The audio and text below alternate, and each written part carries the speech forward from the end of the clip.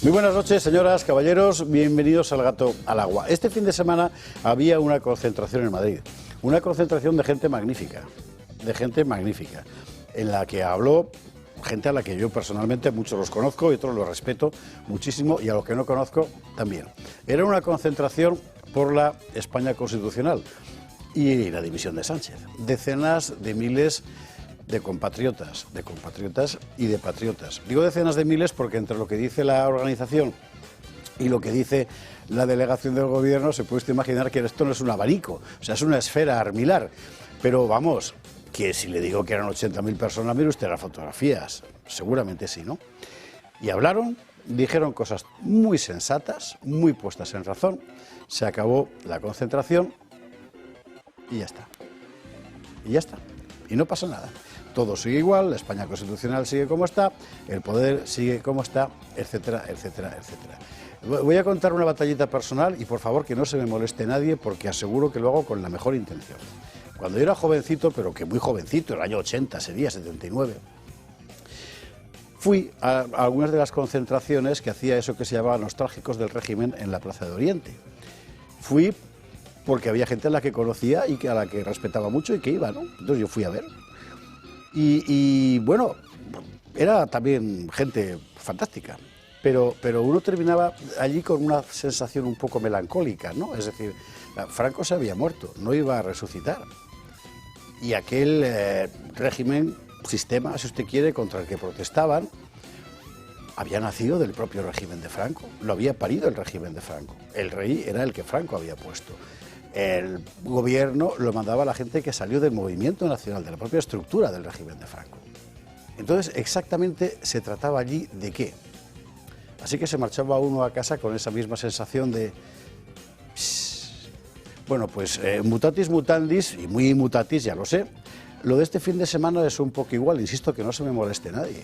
La gente que allí se concentró, este sábado en Colón, estaba movida por las mejores intenciones. Son patriotas absolutamente ejemplares. Si todos los españoles fueran como ellos, esto sería una maravilla de país. Por supuesto que sí. Y además en lo que dicen tienen razón. Vale. La pregunta es, ¿la España constitucional de verdad? Igual que hace tantos años, muchísimos años, donde estamos hoy es donde nos ha traído la España constitucional.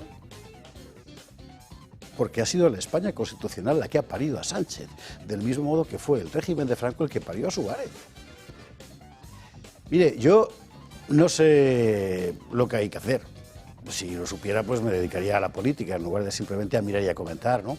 ¿Qué se le va a hacer? Uno tiene sus limitaciones. Pero si algo sé, es que mirar a lo que un día fue, pensando que hay que volver a aquello, es un gigantesco error, porque no va a volver. La España constitucional está muerta y habría que apuntar a otras cosas, habría que apuntar a refundar otra España constitucional, democrática, por supuesto, claro que sí, pero es que precisamente de eso se trata, porque aquello que se llamó en 1978 España constitucional, hoy, 2025, ya solo es un zombi, y a los zombis no se los revive, se los entierra.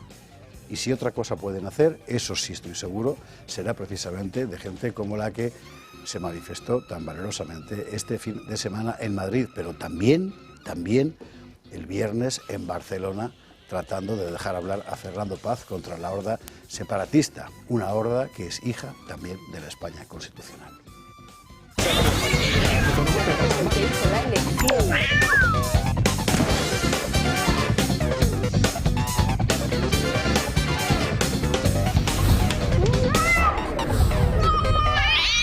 Buena gente. 21:49, 20:49 en Canarias, muchísima información hoy y porque en un momento determinado Miguel Gutiérrez ha dicho basta, brum, ha hecho el cierre y ya no ha entrado más, pero todavía ha dado tiempo a que entre una cosa. Esta, Mónica Oltra, procesada efectivamente. Vamos a ver la información tal cual está apareciendo, la hemos visto primero en el diario.es, la audiencia de Valencia confirma el procesamiento de Mónica Oltra por el supuesto encubrimiento de los abusos de su exmarido a una menor tutelada. Por el supuesto porque es el diario.es. Yo habría puesto otra cosa, pero esto es que era un cante descomunal. Y efectivamente, la audiencia de Valencia confirma el procesamiento de Mónica Oltra. Bueno, pues mire, aquí lo dijimos y al final, pues efectivamente, así es. Eso y muchas cosas más. Titulares. Bueno, los WhatsApp de Sánchez. Si cabe un autorretrato de un tirano, casi cómico, son esos WhatsApps con José Luis Ábalos. Es impresionante. O sea, realmente, bueno, vamos a comentar a largo y tendido. Ves evidentemente que Sánchez es un cuerpo extraño dentro del PSOE y mire usted que el PSOE tiene cuerpos extraños. Solo tenía un apoyo real, Ábalos. Y lo que vas viendo en esas conversaciones es que Ábalos es un personaje de primera, ¿eh? Para el mal, ciertamente, pero de primera. Qué dominio psicológico de Pedro, que es un títere en sus manos. Bueno, en fin, lo comentaremos y comentaremos también sus derivaciones, por supuesto. No se nos olvida el apagón. Hoy vamos a contar, había una reunión del comité de seguimiento hoy. Seguían todos a la ministra, porque en buena medida dependen del BOE las empresas que se dedican a estas cosas. Pero mire, 11 veces por lo menos se avisó al gobierno y no hizo nada. 11 veces se avisó al gobierno en los últimos años de que esto iba a pasar y además por la misma causa siempre, y no hizo nada. Y todavía más, llegó a las Cortes Pedro Augusto y lo negó. Bueno, vamos a contarlas, aunque solo sea para que usted tenga material bien documentado con el que discutir. Discutir con la gente del bar, que en casa eso está muy mal visto. Bien, vamos al rey. El rey Felipe VI a la cabeza de un desfile de banderas republicanas. ¿Por qué? ¿Por qué se meten estos líos esta gente? O sea, ¿quién les aconseja? No me conteste, hágalo después de la publicidad. El asunto del amical de Waldhausen tiene mucho de pufo desde el principio, no porque allí no muriera gente, sino porque lo ha gestionado aquí. Quiero recordar el celebérrimo caso de un personaje que durante años vivió de esto y era mentira, no había estado nunca. Bueno, pero da igual, incluso en ese caso. Aquí el gobierno está pretendiendo juntar la memoria del franquismo con la memoria del nazismo, lo cual es una salvajada. Dentro de eso monta esta historia, y dentro de esta historia acude el rey y le ponen una cohorte de banderas republicanas para que disfrute. Y el otro va al son del himno de Riego. Vamos a cambiar la marcha real por el himno de Riego ya también. En fin. El PP que adelanta su congreso a julio. ¿Por qué? Pues no lo sabe nadie, la verdad. En fin, pero sí que estaría bien sacarlo encima de la mesa hoy, porque hay una pregunta que hacer. ¿Qué quiere ser el PP de mayor? ¿Quiere ser un partido de derecha nacional como un día fue? ¿O quiere ser un partido como la Unión Cristiano-Demócrata Alemana, que es lo que va apareciendo? El PP tiene un problema de definición. No solo el PP, le pasa a toda la derecha europea. Pero bueno, lo comentaremos. Y hablaremos también de la manifestación en Colón, como abríamos el programa con ella, porque es exactamente para qué. Me parece que es una pregunta que toda la gente de bien en España se tiene que hacer. Porque sí está muy bien, en esta mesa hay gente que estuvo en esa concentración, en esta casa hay gente que habló, como Mario Noya, en esa concentración, y un fortísimo abrazo para él. Pero ahora está la pregunta, ¿exactamente para qué? ¿A partir de ahora qué? Bueno, lo veremos también.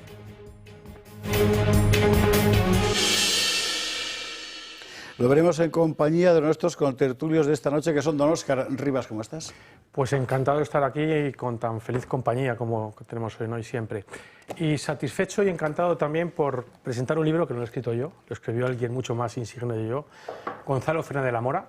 Lo edita SND.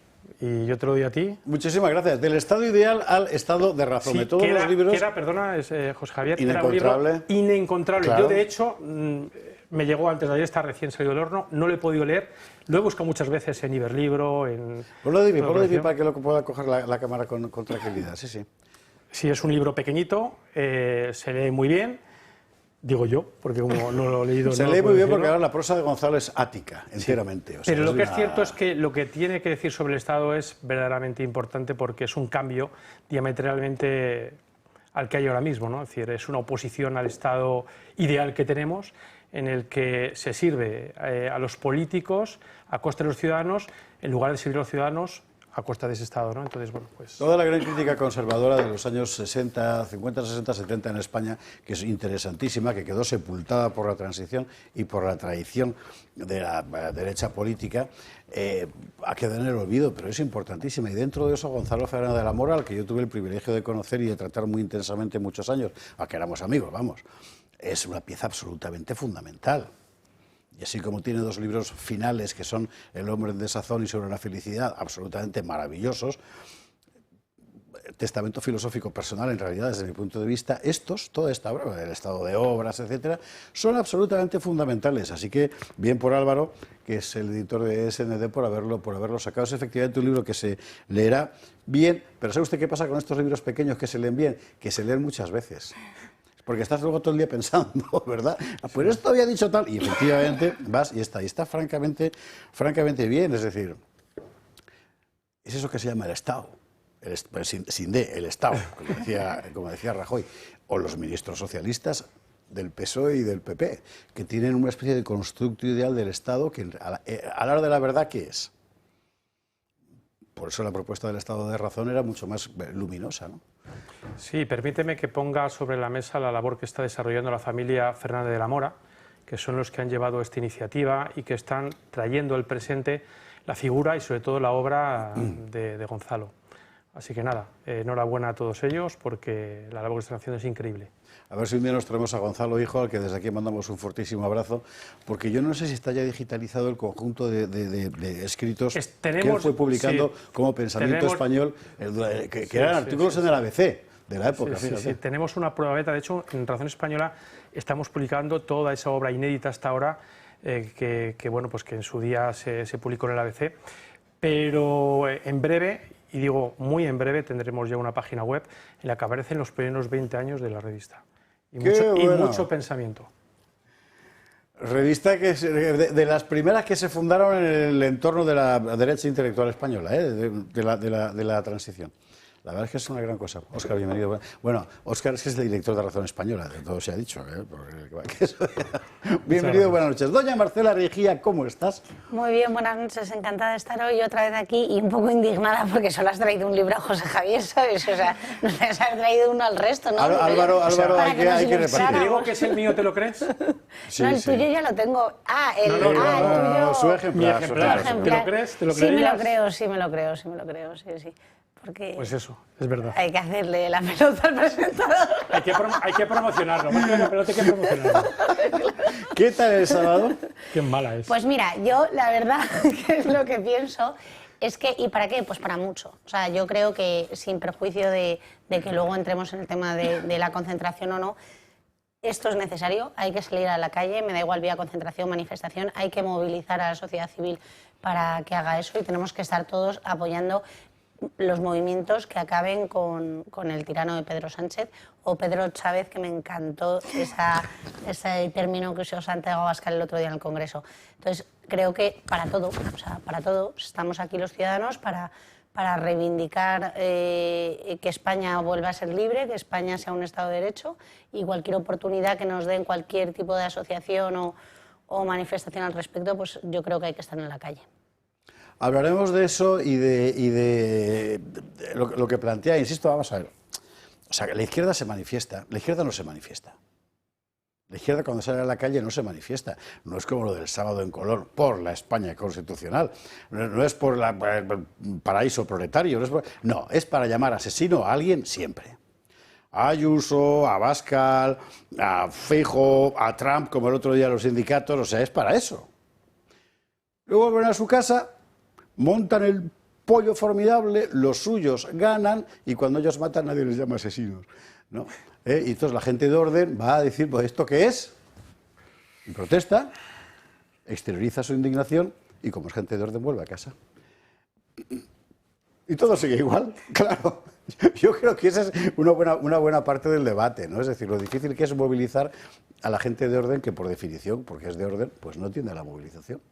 No te movilizas. Bueno, pues hay que tender y hay que forzarla, claro, y hay que recordarla todo el rato y hay que estar en la calle porque yo creo que va a caer antes de lo que pensamos. Ya sabéis que lo digo siempre y la gente me dice que tengo mucha esperanza, pero hay que salir a la calle a acabar con este gobierno. Marcela, bienvenida, buenas noches.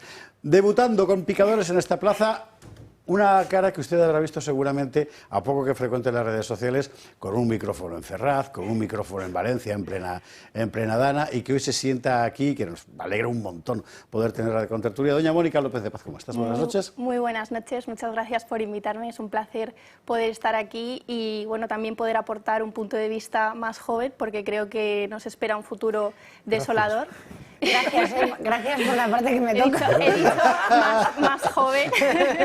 Bien, esta es una magnífica entrada. Has debutado mal, ya te lo digo yo. No, pero bueno, me entendéis, ¿no? Y que bueno, yo creo que sobre todo es importante que no nos quedemos con los brazos cruzados y bueno, muchas gracias por este regalo de bienvenida que me ha encantado.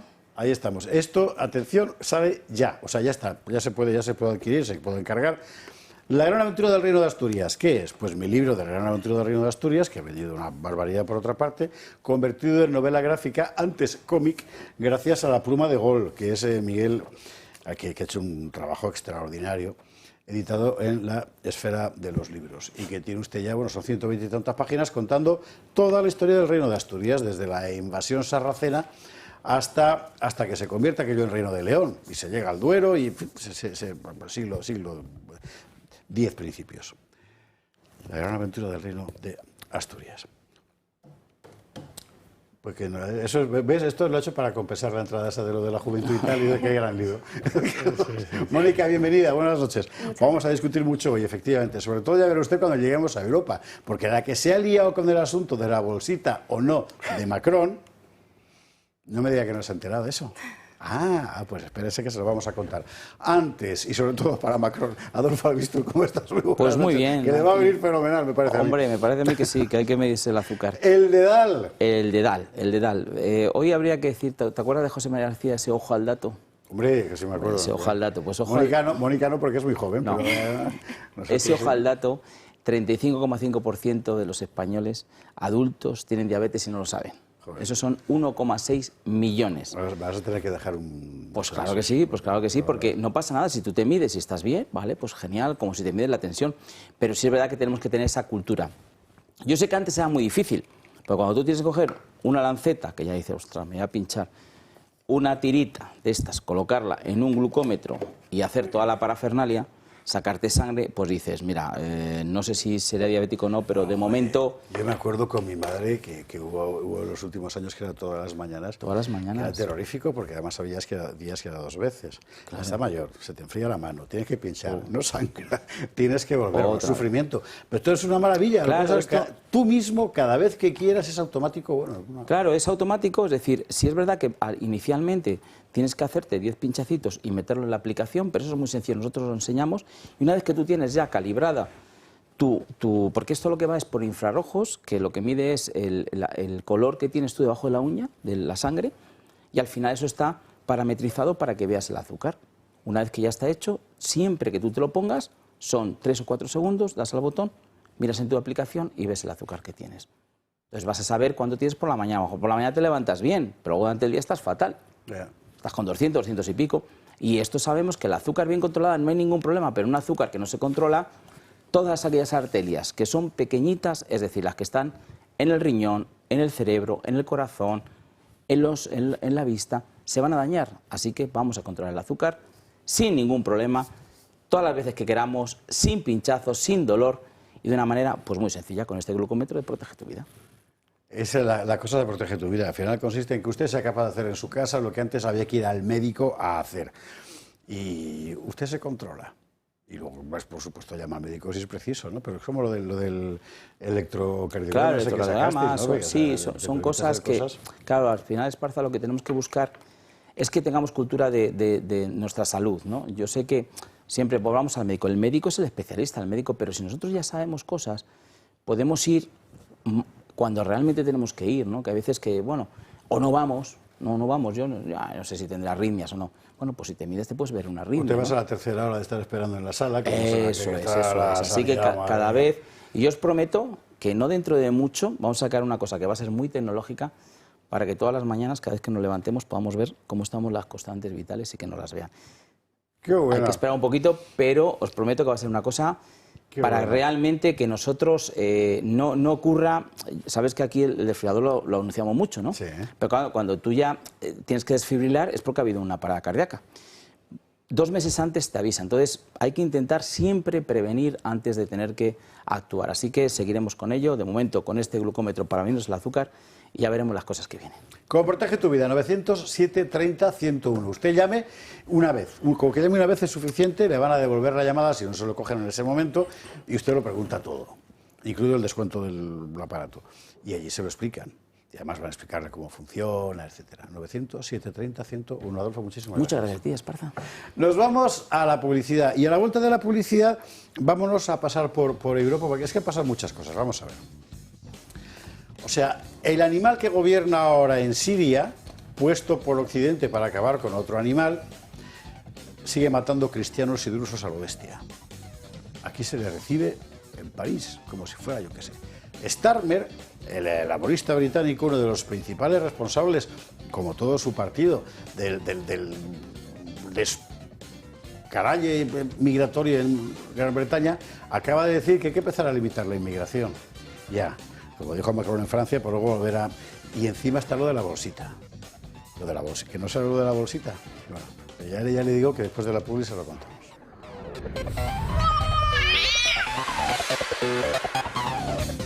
22:09, en Canarias. Vámonos a Europa. Ahí está pasando un poco de todo y vamos a entrar en todas pero en fin, algunos aspectos fundamentales de lo que está ocurriendo. Hoy la polémica, y no había más que ver las redes sociales, particularmente en Francia, también en Estados Unidos, es las imágenes de Macron con Starmer, el inglés, y con Merz, el alemán, en una reunión con un extraño objeto en la mesa. A partir de ese extraño objeto se ha organizado una polvareda, y nunca mejor dicho, bastante notable. En realidad lo más gordo no era el objeto, la bolsa, sino lo que ha dicho Macron, que quiere mandar soldados a Ucrania. O sea, está lanzado. Tal vez por eso hay gente que tiene sus sospechas acerca de qué contenía esa bolsa. Luego sobre. Era la imagen del fin de semana. Un objeto blanco encima de la mesa, un rápido gesto de Macron y las redes se llenaron de memes y complots.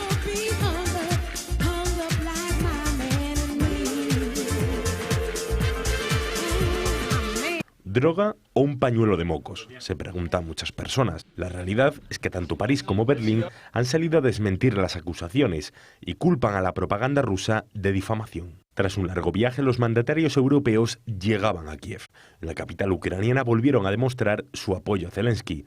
Macron incluso insistía en su idea de mandar tropas a Ucrania. Allí pidieron conversaciones de paz y una tregua de 30 días. Moscú lo rechazaba y enfriaba un diálogo en el conflicto, aunque lo que parece es una batalla por el relato para no quedar como boicoteadores ante Estados Unidos y sus intentos de firma de paz.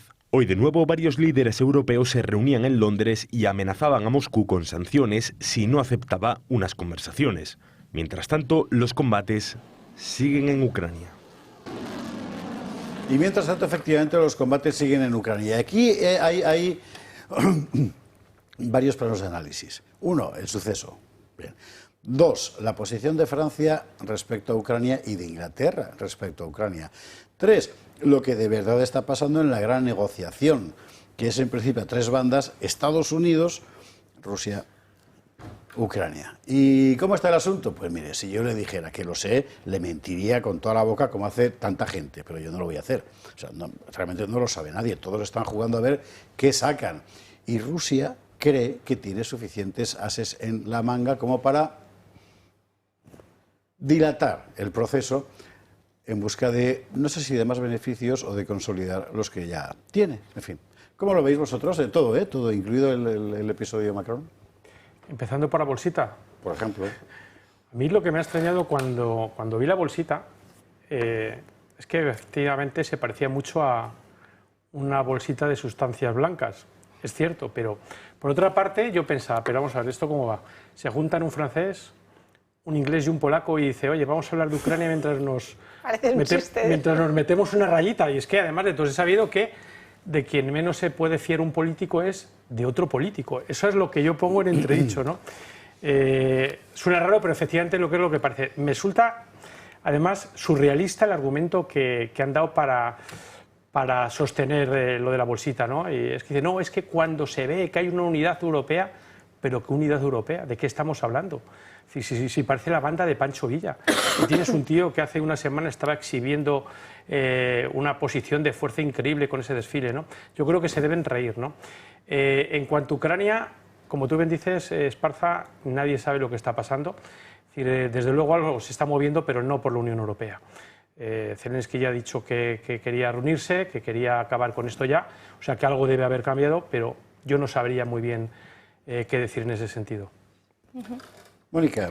Sí, a mí me gustaría señalar que, bueno, que nadie ha elegido a Macron como presidente de los Estados Unidos de Europa, aunque lo desee con todo su ser y es lo que le gustaría, nadie la ha elegido, y que, por otro lado, en cuanto al envío de tropas, creo que, bueno, las tropas, en lo que respecta a los españoles, las tropas españolas tienen que estar para defender los intereses españoles y de España, y que ahora mismo están pues en la frontera de Ceuta y Melilla, que están en las Islas Canarias, que es donde tenemos la principal amenaza migratoria, pero no para enviarlas a Ucrania ni a ningún sitio.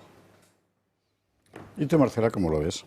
Bueno, pues la verdad que estoy de acuerdo tanto con Óscar como con Mónica, la verdad, porque, bueno, por un lado eso, ¿no? Por un lado que nosotros tenemos que centrar nuestros esfuerzos en nuestras fronteras y mandar nuestras tropas a nuestros puntos débiles que no están por allí, pero con independencia de eso, o sea, yo creo que lo que hay que generar en la realidad de los líderes europeos, y bueno, ha liderado quizás sin éxito aparente al momento Trump a nivel internacional, es acabar con la guerra de Ucrania, y eso es en lo que nos tenemos que centrar, ¿no? No tantas tropas, no tanta historia, sino conseguir llegar a ese acuerdo que dé lugar al fin de la guerra, porque al final va a ser una cesión de ambas partes. No, pero es verdad el alcance que tiene un tío como Macron, como tú bien decías, Mónica, que es un pato cojo absolutamente en su país, que está totalmente desprestigiado, es decir, que no tiene ninguna popularidad, y sin embargo Europa va de Napoleón, ¿no? Es decir, es sorprendente, ¿no? Lo poco que en esta Unión Europea, que es todo lo contrario a Europa, representa la voluntad de los ciudadanos. Este hombre tendría que estar fuera de Francia.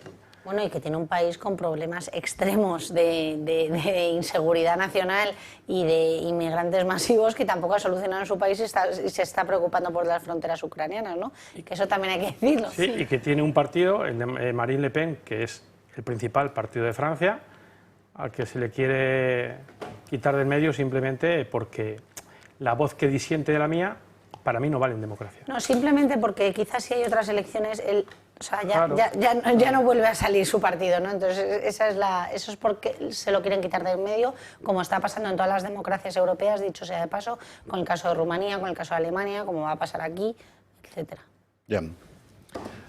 Bueno, pues Macron es el mismo que recibía el otro día en el Eliseo. Vamos a ver las imágenes al señor Ahmed al-Shara, que es el nuevo presidente de Siria. Como usted sabe, en Siria ha habido una ofensiva de grupos yihadistas, extremadamente yihadistas, en fin, apoyada por todo Occidente, que acabó con el régimen de Bashar al-Assad, y a la cabeza del gobierno ha llegado este caballero que se llama al-Shara. La cuestión es que desde que ha llegado al poder el régimen de al-Shara no para de asesinar cristianos en Siria. Cristianos y drusos y chiíes. El otro día, o sea, hoy ha sido, la Gaceta contaba lo último, más de 100 cristianos y drusos asesinados en las últimas 48 horas, y por cierto en circunstancias especialmente salvajes, especialmente crueles. Quiero recordar que la Unión Europea saludó con alborozo la llegada de al-Shara al poder, diciendo que estaban dispuestos a apoyar en Siria una democracia inclusiva. Bien, bueno, la democracia inclusiva que iban a apoyar, todo el mundo sabía que iba a ser esto, porque un líder de un grupo yihadista, por mucho que se ponga corbata, sigue siendo lo que era. Y Siria hoy es, en fin, como ha pasado en tantos otros lugares, y muy particularmente en Libia o en Afganistán, un no lugar. Y respecto a la matanza de cristianos, la Unión Europea calla, porque como Europa ya no es cristiana, ¿no? Y en estas estamos. Esto es una vergüenza, la verdad, que este señor haya recibido a un aliado de los terroristas yihadistas en Siria, porque es lo que es este señor, hay que decirlo abiertamente, aparte de la matanza extrema a cristianos y efectivamente también a drusos, con lo cual a mí esto no solo me resulta repugnante, sino que me da pena que en un país occidental, donde nuestras raíces son contrarias precisamente a todo este tipo de países islámicos que son judeocristianas, pues este señor esté recibiendo a aliado de los terroristas. Sí, pero en realidad es aliado, bueno, sí, es aliado de los terroristas porque es aliado de la Comisión Europea. ¿También? No, claro. Ahí también. Sí. Bueno, a mí me gustaría señalar que al final el cristianismo hay que recordar que es una de las religiones más perseguidas del mundo, que más de 380 millones de cristianos sufren persecución por su fe y que, bueno, como ha dicho Marcela, es verdaderamente horrible que este terrorista pues al final se esté abrazando con un líder europeo como es Macron, porque además hay que recordar que al final es el líder de Francia, que es un país que sufrió de 2017 a 2019 ataques terroristas muy graves, ¿no? Bataclan, o sea que me parece realmente preocupante y terrible. A ver, quien recibe un criminal es un criminal, es decir, y eso es Macron, un criminal. Es decir, porque está blanqueando al líder terrorista de una organización como es Al-Qaeda, que los más jóvenes como Mónica igual no lo recuerda bien, pero en un día se cargó a 3.000 personas y lleva miles de muertos a sus espaldas detrás. Es decir, nos lo vendieron como si fuera, bueno, una panacea que iba a organizar una transición. Y lo que ha hecho es lo que mejor se le da, asesinar a gente. Hace un mes y pico se cargó a 1.000 entre cristianos, drusos, alawitas, como bien dice Esparza. Hace un par de días a 100, pero sobre todo las excusas son infames, ¿no? Porque lo que dice este señor es que no pudo evitar la matanza del otro día porque lo quería hacer, pero justamente cuando lo iba a evitar fueron víctimas de un ataque. ¿De quién? No se sabe. ¿Por qué? Tampoco se sabe, ¿no? Es decir, es una mentira como otra cualquiera, pero lo más indigno de todo esto es que el señor Macron está avalado también por la señora von der Leyen, que hace un mes dijo que la Unión Europea ya no está solo con por los sirios y por Siria, sino también con Siria, que hay que reconstruir las instituciones y para ello anunció que comprometía 2.500 millones. Es decir, Mónica lo acaba de decir, mueren miles de cristianos en todo el mundo. En Siria la población está siendo menguada hasta decir basta. Es decir, es un exterminio en letras mayúsculas, cuando no un genocidio. Y sin embargo nosotros les damos dineros. ¿Qué pasa? Señora von der Leyen, señor Macron, los cristianos, los que llevamos esta cruz, no merecemos vivir. ¿Por qué? ¿Por qué yo tengo que pagar con mis impuestos una ayuda a aquellos que me quieren asesinar? Bueno, pues eso es lo que está pasando, es indigno, es vergonzoso y esta es la Unión Europea que tenemos, que es todo lo contrario a Europa. Efectivamente. No, quería apuntar que simplemente que esta es la Europa que tenemos, ¿no? Una Europa pues sin raíces, que ha perdido su identidad y en la que se blanquea a líderes como Macron, que se van dando abrazos y recibiendo a terroristas. España ha dado por añadidura 5,5 millones de euros más al régimen sirio. Todo esto que han contado nuestros contertulios es vergonzoso, pero hay una cosa aún más vergonzosa desde mi punto de vista, que es el silencio mediático. Porque quiero recordarle que la primera versión, que al final hubo que cambiar porque era demasiado evidentemente mentira, la primera versión que dieron nuestros medios cuando empezaron las matanzas es que eran choques armados con los restos de los que apoyaban al Assad, que era lo que vendió el régimen sirio. Esto es una auténtica vergüenza. Y aquí, en fin, Occidente callado, ¿eh? Sí, absolutamente. Es decir, pero es que no olvidemos que este Macron es el mismo que hace unos meses también decía, junto con Mohamed VI, que lo del Al-Ándalus era un espacio de intercambio. Es este señor, no tiene escrúpulos, y el mismo que hace unos cuantos meses más también fue a rendir pleitesía a Maduro, el genocida de su pueblo. Este es Macron, y este es uno de los que tenemos como líderes, Mónica, que tú decías, este señor, un criminal. Lo de la bolsa. No, efectivamente, o sea, este señor lo que es un tibio y un lacayo de las agendas globalitarias, por traer a colación a Carlos Astiz, que lo matiza muy bien eso.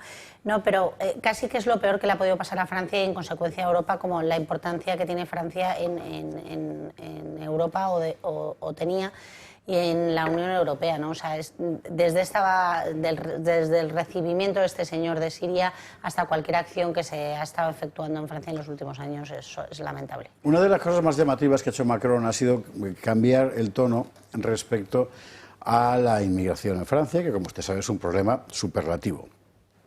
Durante la campaña, las campañas legislativas, europeas, etcétera, él dejó de entender que eso iba a cambiar, incluso se anunció una serie de medidas para la restricción, etcétera. Si ve usted la prensa francesa de las últimas semanas, meses, en lo que están ahora es en la nueva doctrina gubernamental de que el problema es que el francés autóctono no termina de acostumbrarse a la inmersión, allí dicen a la sumersión, en la inmigración. O sea, que el problema no es la gente que viene de fuera, sino el que está adentro no se acostumbra a que vengan de fuera. Bueno, y el lío sigue, el lío sigue. En el Reino Unido de la Gran Bretaña, la política migratoria ha sido aún más caótica. Los resultados los hemos venido viendo en los últimos años. Yo sostengo que Inglaterra ya no existe, que se ha muerto, pero bueno, en fin, igual me equivoco, ¿no? Y solo es un desideratum. Pero atentos, porque Starmer, que ha sido una de las personas que más ha defendido siempre la política migratoria desbocada de Inglaterra en los últimos 30 años, dice que lo va a cambiar todo. Pues se ha dado cuenta de que es un problema, el señor Starmer. Without them, we risk becoming an island of strangers, not a nation that walks forward together. But when people come to our country, they should also commit to integration. I believe we need to reduce immigration significantly. Quiero recordarle que este señor, cuando era el equivalente de fiscal general del Estado, fue el que recomendó no perseguir el caso de la red de abusadores, de violadores, de proxenetas de niñas británicas, porque como eran pakistaníes, igual podían mover a discursos racistas. O sea, este es el pollo, ¿eh? Este es el pollo. Ahora dice que, hombre, habría que pedir a la gente que se integrara. ¿Pues dónde? Porque muy buena parte de Inglaterra, si te vas a integrar ahora, es en Pakistán, que está allí. Claro, no exagero lo más mínimo, en las grandes ciudades ya son mayoritariamente halógenas, sin H. O sea, han venido de fuera. A lo mejor, en el ánimo de Starmer, pesa esto que veíamos el otro día, la encuesta de la BBC sobre predicción de voto en el Reino Unido. Vamos a ver, por favor, cuando podamos, el gráfico. Ahí está. Claro, que le da a Reform, al partido de Farage, una mayoría superlativa. Y a los conservadores y a prácticamente la desaparición, y a los laboristas perderían de calle. Y mira tú qué curioso que coincida esta caída del caballo o del camello, en este caso de Starmer, con estas previsiones electorales. Objetivamente tienen un problema, pero lo han creado ellos. Bueno, totalmente de acuerdo, José Javier. Yo creo que aquí hay tres factores. En primer lugar, que esta gente ha creado el problema, porque aquí nos hemos dedicado durante años todos los países de la Europa Occidental a llamar a inmigrantes masivamente sin control, que inmigrantes con una religión, raíces y orígenes completamente distintos y que quiebran con los de la Europa Occidental original, con lo cual eso ha sido un choque frontal, ¿no? Y entonces esto se han dedicado a todos los países, abiertamente, llamándose buenistas y llamando a los demás fascistas y racistas. Este señor llegó a decir que las leyes migratorias eran racistas. No, perdone, las leyes migratorias son proteccionistas, ¿vale? Y si usted no se entera y usted no lo sabe, pues ahora que le vienen las encuestas electorales, cambia de rumbo. Porque el segundo factor es ese, es el social. Claro, cuando todo el mundo se da cuenta de que estas políticas de inmigración masiva destruyen el origen de las naciones y destruyen los barrios y destruyen la seguridad, y la gente no está segura y no quiere eso, cuando descubren eso y de facto afecta a las encuestas electorales, ya todos reculan. Resulta que ya no es racista, vamos a ser inmigración ordenada, ¿no? Creo que lo llamaba algún político por aquí, por España. Entonces, esta es la realidad que vivimos en Europa y esta es a lo que se han dedicado todos estos títeres del mensaje único globalista respecto de la inmigración, y ahora vemos las consecuencias, que la realidad es que los barrios están cambiando, los colegios están cambiando. Ya veíamos la foto el otro día en Italia de los niños, no, que me parece que era Italia, de los niños. Sí. Claro, entonces la gente ante eso reacciona. Y estos políticos que, claro, viven aislados en su mundo ideal, pues no se dan cuenta de la realidad de las calles, pero los que pasamos por las calles, pues sí vemos otra realidad social, ¿no? Entonces, esto al final no deja de ser, pues es que lo que va a venir de ahora en adelante, y es proteger nuestros países, proteger nuestras raíces, proteger a nuestros ciudadanos, aquellos que aportan a las arcas del Estado, aquellos que se merecen la protección estatal. Esa es la realidad. Hoy, por cierto, teníamos cifra de natalidad nueva. El aumento de la población marroquí en España de origen marroquí es exponencial. En fin, bueno. Exponencial e intencionada. Por supuesto. Mónica, Óscar. Sí, bueno, no, yo concuerdo totalmente con lo que ha dicho Marcela, y también un poco al hilo de lo que has dicho antes, eso de que es que nosotros no nos adaptamos al que viene de fuera, pero ¿cómo nos vamos a adaptar a personas que vienen de culturas opuestas, culturas profundamente machistas, que yo como mujer pienso cómo me va a gustar que venga alguien que quiere que lleve un hijab o que lleve, que no pueda hablar en público? Me parece una barbaridad, y que al final esto pues lo vemos siempre muy lejano en los barrios pakistaníes de Londres, de Manchester, pero es que basta con ir a Cataluña, a barrios de Barcelona, para ver que realmente ya lo tenemos aquí, que hay gente que está sufriendo las consecuencias de esta inmigración masiva, total y absolutamente descontrolada, y que al final, como no controlemos esta situación, pues tarde o temprano tendremos una España también así. Entonces creo que tiene que ser una señal de alerta para todos los partidos, para todos los ciudadanos, para que veamos lo que tenemos en nada si no reaccionamos. Bueno, lo que nos pasa a los europeos comunes de a pie es que tenemos el mal gusto de querer sobrevivir, porque lo que nos estamos jugando no es solo nuestro estilo de vida, que ya en sí mismo es importante, sino nuestra propia supervivencia. Mónica hablaba de Barcelona, pero no hay más que desplazarse a Madrid, vete a los barrios de la periferia. Sí, totalmente, el lavapiés mismamente. Viaja en metro, es impresionante, es decir, solo hay extranjeros. ¿Y qué es lo que ha ocurrido en Inglaterra? Pues es lo mismo, que los ingleses quieren sobrevivir. Ya se pronunciaron en su momento por el Brexit, pero parece que las élites no tomaron nota. El poderoso Partido Conservador está en vistas de desaparición. ¿Por qué? Porque desoye la voz de sus electores. Y lo mismo le pasa a los laboristas, ¿no? Que no olvidemos, fue el primer partido que fue fundado por un sindicato. ¿Y se ha olvidado de quiénes?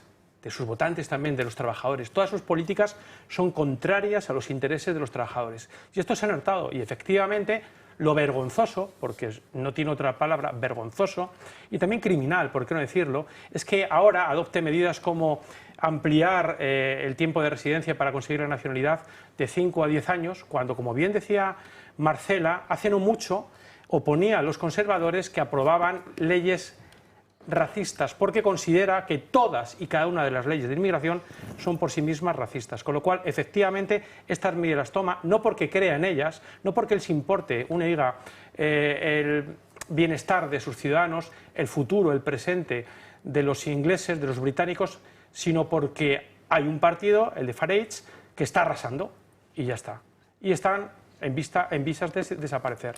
Entonces es la ley de hierro de la oligarquía. Hay una oligarquía que se resiste a dar un paso al lado y dejar a otros que hagan lo que ellos no se puede hacer. El problema de eso, yo creo, también es que el hecho de que las oligarquías no den un paso al lado lo que hace es enfrentar a la sociedad. O sea, porque esta realidad que vivimos efectivamente en el metro, que ves en Lavapiés, que ves en Salt, que ves en cualquier parte de España, en el sur, todas estas reyertas en muchísimos lugares públicos, o sea, hacen que el efecto social sea gravísimo. Entonces, es que ya no es una cuestión de oligarquías o no, que efectivamente lo es, o sea, es el trasfondo de detrás, pero es una cuestión de que, oiga, es que usted se está cargando su país conscientemente y que a los vecinos, a los ciudadanos, a todas las personas que vivimos en el mundo real, no en el de los políticos, nos afecta directamente, ¿no? Entonces, o sea, hay que reaccionar frente a eso y que los mensajes políticos se cumplan y sean reales, porque a ver si nos vamos a creer que este señor que decía que las leyes migratorias eran racistas, a ver si recula de verdad, o solo es un pacto electoral como hicieron hace escasas semanas en Alemania sobre el tema de las fronteras y luego reculó el día segundo, ¿sabes? Mira, solo el año pasado entraron 355.000 inmigrantes a España y lo que nos están diciendo es que esta es la proporción que tiene que llegar a partir de ahora, cada año, que es la que hemos tenido también antes. Es decir, porque hace 20 años teníamos 9 millones de personas menos, de habitantes menos en España. Después, yo quisiera también poner sobre la mesa un tema en el que hay que incidir una y otra vez, en la preferencia nacional. A mí me indigna decir, que mi hijo, que tiene 21 años, tenga enormes dificultades para conseguir una vivienda, para poder emanciparse, para poder crear un proyecto de vida, y le estemos dando nuestro dinero a los menas y encima, por ejemplo, en la Comunidad de Madrid establezcamos privilegios fiscales para aquellos que tienen pasta, para aquellos que vienen con dinero, en muchos casos sangriento, como todos aquellos que entran en Venezuela. ¿Por qué alguien que viene de fuera tiene que tener un privilegio sobre aquellos que creo que debemos tener unos derechos adquiridos porque somos hijos, nietos y bisnietos de españoles? Es que es así. ¿Por qué nos dicen, no, es que no hay que discriminar, pero están discriminando a los europeos en favor de los inmigrantes, de los que vienen de fuera? Hay una preferencia extranjera, hay que dar la vuelta a eso. Y a mí me indigna que mis hijos no puedan ir a la guardería pública porque no me dan plaza, porque hay preferencia para personas extranjeras. Es que a mí eso me indigna, porque yo pago impuestos como todos los españoles, y ¿por qué yo tengo que asumir pagar la pasta que es, perdón, porque es que lo digo así, porque es lo que es la guardería privada, que es más cara que los colegios en muchísimos casos, porque haya una preferencia aquí a personas que ni siquiera están arraigadas y ni siquiera tienen la residencia? Es una vergüenza eso. Pues porque les interesa. Porque les interesa, no, porque es evidente que cuando entran 350.000 personas al año, hay un desplazamiento, porque los mismos que te dicen, bueno, es que no nacen europeos, bueno, es que ustedes están diciendo que el aborto es un derecho humano. Y alguien dirá, bueno, es que los europeos tienen la culpa. Bueno, ya, pero si resulta que los medios de comunicación están constantemente intoxicando con el tema del aborto, y los niños, desde que son niños, les están diciendo, le están adoctrinando, diciéndole que, bueno, es que eso de que nazcan los niños cuando no lo quiere la madre, pues es que, bueno, ¿por qué? Es un derecho humano. Es decir, hay una causa-efecto y hay que incidir mucho en estos temas. Y hay que pensar también en la remigración. Y bueno, es muy interesante este asunto porque lo que demuestra es que la actual élite europea gobierna abiertamente contra el interés objetivo del europeo de a pie. Eso es así. Y esto deberían darle, en fin, una pensada. Hay otro ejemplo que es fulgurante, el asunto de la prohibición de los motores de combustión. Fue la semana pasada, nos quedamos sin contarlo porque, claro, el Papa y tal, fue todo un jaleo. Pero no querría dejar de contar este asunto. Se votaba en Bruselas, en Estrasburgo, en el Parlamento Europeo, la suspensión de esa prohibición de producir motores de combustión que viene amparando la Comisión Europea. ¿Para qué? Pues para que la gente pudiera tener sus coches más tiempo, ¿no? Y va el PP y vota en contra. No sé si esto no se lo ha contado en ningún medio de la paposfera, ¿verdad? Pero fue así. Informe Gutiérrez. Patriotas por Europa ha llevado al Europarlamento una modificación del reglamento de emisiones de CO2, un texto que contempla la prohibición total de venta de vehículos de combustión, ya sean diésel o gasolina, en 2035. El grupo soberanista pretendía eliminar esa restricción, pero la mayoría de populares y socialistas en la Cámara se ha posicionado en contra. Es preciso recordar que en la campaña electoral de las elecciones europeas, el PPE se mostró abierto a dejar sin efecto esta medida, que supone que todos los coches que se comercialicen solo podrán ser eléctricos. Manfred Weber llegó a calificar como un error la prohibición y abogó por una política de tecnología abierta que no favorezca exclusivamente a los vehículos eléctricos. Ya una vez ganados los comicios, el PPE traiciona su palabra y se mantiene firme en la prohibición. Vox le ha recriminado en X que hable de proteger la industria de la automoción cuando apuestan por acabar con ella, al solo permitir la venta de coches eléctricos dentro de 10 años. El fin de la venta de vehículos de gasolina y diésel dista mucho de la realidad del mercado. En toda Europa, los coches eléctricos solo representan el 13,6% del total de ventas, según la Asociación Europea de Fabricantes de Automóviles. Como la Comisión no puede conseguir que el ciudadano se pase al eléctrico por elección propia, lo impone. Los elevados precios, la falta de autonomía y la escasez de cargadores hacen del eléctrico una opción poco atractiva para el consumidor. Otro aspecto a tener en cuenta es el mazazo que supondrá para la industria automovilística. Al eliminar el 86,4% del mercado, no quedará otra que echar el cierre a todo un sector que es potentísimo a nivel mundial y que es además intenso en mano de obra. España, por ejemplo, ocupa el 8º puesto en producción a nivel mundial.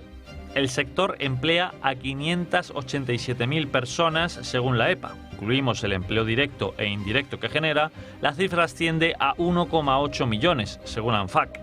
El 9% del empleo en nuestro país. Todos esos trabajos no podrán seguir existiendo a partir de 2035 con el desmantelamiento de la industria. El golpe para la macroeconomía será devastador, pues el sector alcanza el 10% del PIB. Los populares y socialistas europeos nos conducen a un auténtico suicidio económico, mientras fuera de Europa se frotan las manos. ¿Y exactamente para qué? Para fomentar la producción de vehículos eléctricos. ¿De dónde vienen esos vehículos y sus componentes? Pues la verdad es que en Europa no es. De China. Pues no digo más, pero evidentemente aquí alguien se está forrando y usted no es. A ver, yo más que la gravedad de la pasta que se llevan terceros países ajenos a la producción europea, que se han cargado por completo y en consecuencia las fábricas y todo el trabajo y beneficio e ingresos que generaba en las naciones europeas la industria automovilística, para mí lo más grave de esto es que nos prohíban en 2035 tener un coche diésel o de gasolina. O sea, eso es lo más grave. Pero esta gente que se cree que puede atentar contra la movilidad de las personas así porque sí, o sea, que nos tiene que obligar a todos a tener coches eléctricos para que luego ya haya apagones masivos constantes. Y entonces ya, y entonces las ciudades esas de 10 minutos van a ser de verdad, porque tú con tu coche, como no vas a poder cargar porque va a haber apagones, no vas a poder salir. Entonces, esta gente no está en la realidad social, de verdad. Y lo más grave de esto es que esta propuesta de Patriots, a través de una enmienda en el Parlamento Europeo, la votó el Partido Popular en conjunto con el Partido Socialista. Claro. Todos los diputados españoles del Partido Popular votaron a favor. O sea, todos los señores que ustedes van a votar cuando haya elecciones del Partido Popular están de acuerdo en que no tengas coche de diésel o gasolina en el 2035. Pero a esta gente se le ha ido, de verdad, es que se les ha ido la cabeza. No. Es que están trabajando por otros intereses. No, claro, que ya. No son los del ciudadano. Por eso es tan grave la circunstancia y por eso hay que recordarlo constantemente para que la gente de verdad se dé cuenta de la importancia que tiene votar a un partido u otro. Es que es una vergüenza que de verdad que el Partido Popular y el Partido Socialista estén al unísono en esta acción que es tremenda. O sea, atenta a la libertad de elección, de movimiento y obligar a todos los consumidores a adquirir coches impagables para eso, para que luego te controlen los movimientos, que va a ser lo siguiente que va a venir. La gente dirá que lo digo porque no sé, pero es la realidad. O sea, esto es un régimen comunista globalitario y van aplicando así su tendencia para controlarnos y limitarnos el movimiento. Eso es lo que voy a decir, que yo no soy tan bueno como tú y no se les ha ido la pinza, saben muy bien lo que hacen, ¿no? La pregunta es, ¿qué ha pasado de aquí desde 2024, en junio, cuando decían, porque el Partido Popular Europeo, el mismo que ahora vota esto, hace menos de un año sostenía que había que aplazar la prohibición de los vehículos de combustión? Y para ello daban un argumentario muy claro, es decir, decían hay que flexibilizar las exigencias, es decir, no hay que penalizar más a una industria que ya está suficientemente penalizada. Es decir, ¿por qué? Pues por lo que decía muy bien el introductorio, ¿no? Es decir, va a suponer más destrucción de empleo, cierre de fábrica, va a ser el drama para millones de europeos, pero esos millones de europeos que se van a quedar sin puesto de trabajo van a depender del Estado. Y si dependen del Estado, dependen de sus subvenciones. Y si dependen de sus subvenciones, son esclavos. Pero sobre todo, entre el argumentario que ya exponían hace un año, y además fue a través de Dolors Montserrat, decían que es que había que aplazarlo porque las familias no podían asumir el coste. Es decir, ellos son conscientes de que una familia media trabajadora, y no digo ya española, cuya renta per cápita está muy por debajo, es decir, no puede asumir el coste de un coche eléctrico, pero les da exactamente igual. La voz a la que obedecen, que es la de la AMO, les ha dicho no hay moratoria posible. Y después demuestra efectivamente que la dicotomía derecha-izquierda está trasnochada. La verdadera dicotomía es soberanismo, globalismo, porque dentro del globalismo hay una derecha que se dice liberal, pero no nos da libertad para comprar el coche que nos dé la real gana, y una izquierda liberal, que es tan liberal como la derecha, nada.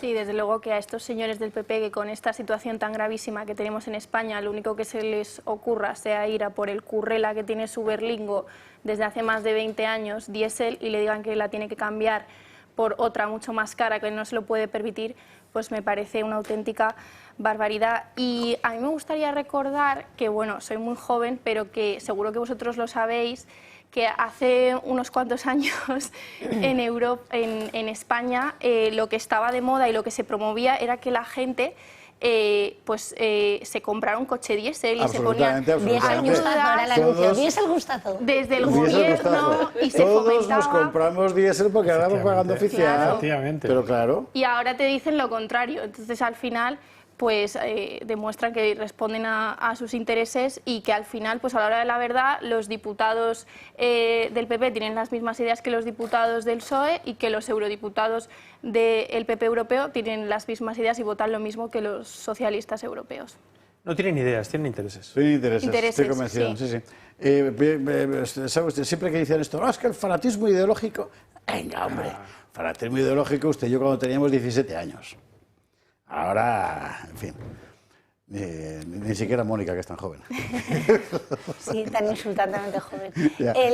A mí me ha encantado esa frase que ha apuntado Óscar, ¿no? Del partido de la derecha liberal, ¿no? Que no nos da libertad para decir de nada. Y esto me parece súper importante recordarlo. Bueno, pasan muchísimas ciudades de España sin justificación alguna porque no hay justificación para limitar la movilidad por tema de gases y contaminación. Pero el tema de Madrid Central es gravísimo. Como un alcalde de Madrid nos vendió que iba a acabar con el plan de Carmena para hacer él un plan peor. Y limitar también el derecho de los madrileños y obligarnos a todos a adquirir un vehículo y si no, no te puedes mover por Madrid. Yo me pasó el otro día, lo cuento como anécdota muy breve, fui quería ir a una tienda del centro ahí en Fuencarral para comprarle un regalo a una amiga. Parking completo, parking completo, parking completo. Cuando me doy cuenta estoy en Plaza España y Plaza España no es parking de bajas emisiones, con lo cual me llegará una buena multita. Sí, claro, porque me crucé Gran Vía. ¿No es parking de...? No, me crucé Gran Vía entero y aparqué en el parking inadecuado. O sea que esto al final nos Así facilita nuestra vida, Marcela. Así facilita nuestra vida. ¿Quiere usted poder ir en coche a un sitio y comer fenomenal? Montes de Galicia. Está fuera de la zona maldita, está en zona anti-Almeida, en la calle Azcona, pues está dentro de la ciudad, dentro del M30, ya lo prohibirán algún día, no lo sé, pero de momento usted puede ir con su coche y aparcar en la puerta, que es una maravilla. Y luego ya cuando entra, la maravilla se multiplica por X, porque pues, esta gente ha cogido la cocina gallega tradicional, la ha traído aquí entera, los mismos productos, los mismos sabores, la misma tradición, pero dándole una vuelta a la hora de la elaboración, la presentación y la degustación. Y es una cosa impresionante. Montes de Galicia tiene que mirarlo. Entre en la web o llame y pregunte, ya verá que es que vale la pena de verdad, ¿eh? Y el servicio, que yo lo subrayo siempre. O sea, ¿cómo atienden? Qué profesionalidad y qué conocimiento también de la elaboración de los platos, que eso no se encuentra en todas partes. Montes de Galicia, en la calle Azcona 46, en Madrid. Vámonos a la publicidad y a la vuelta.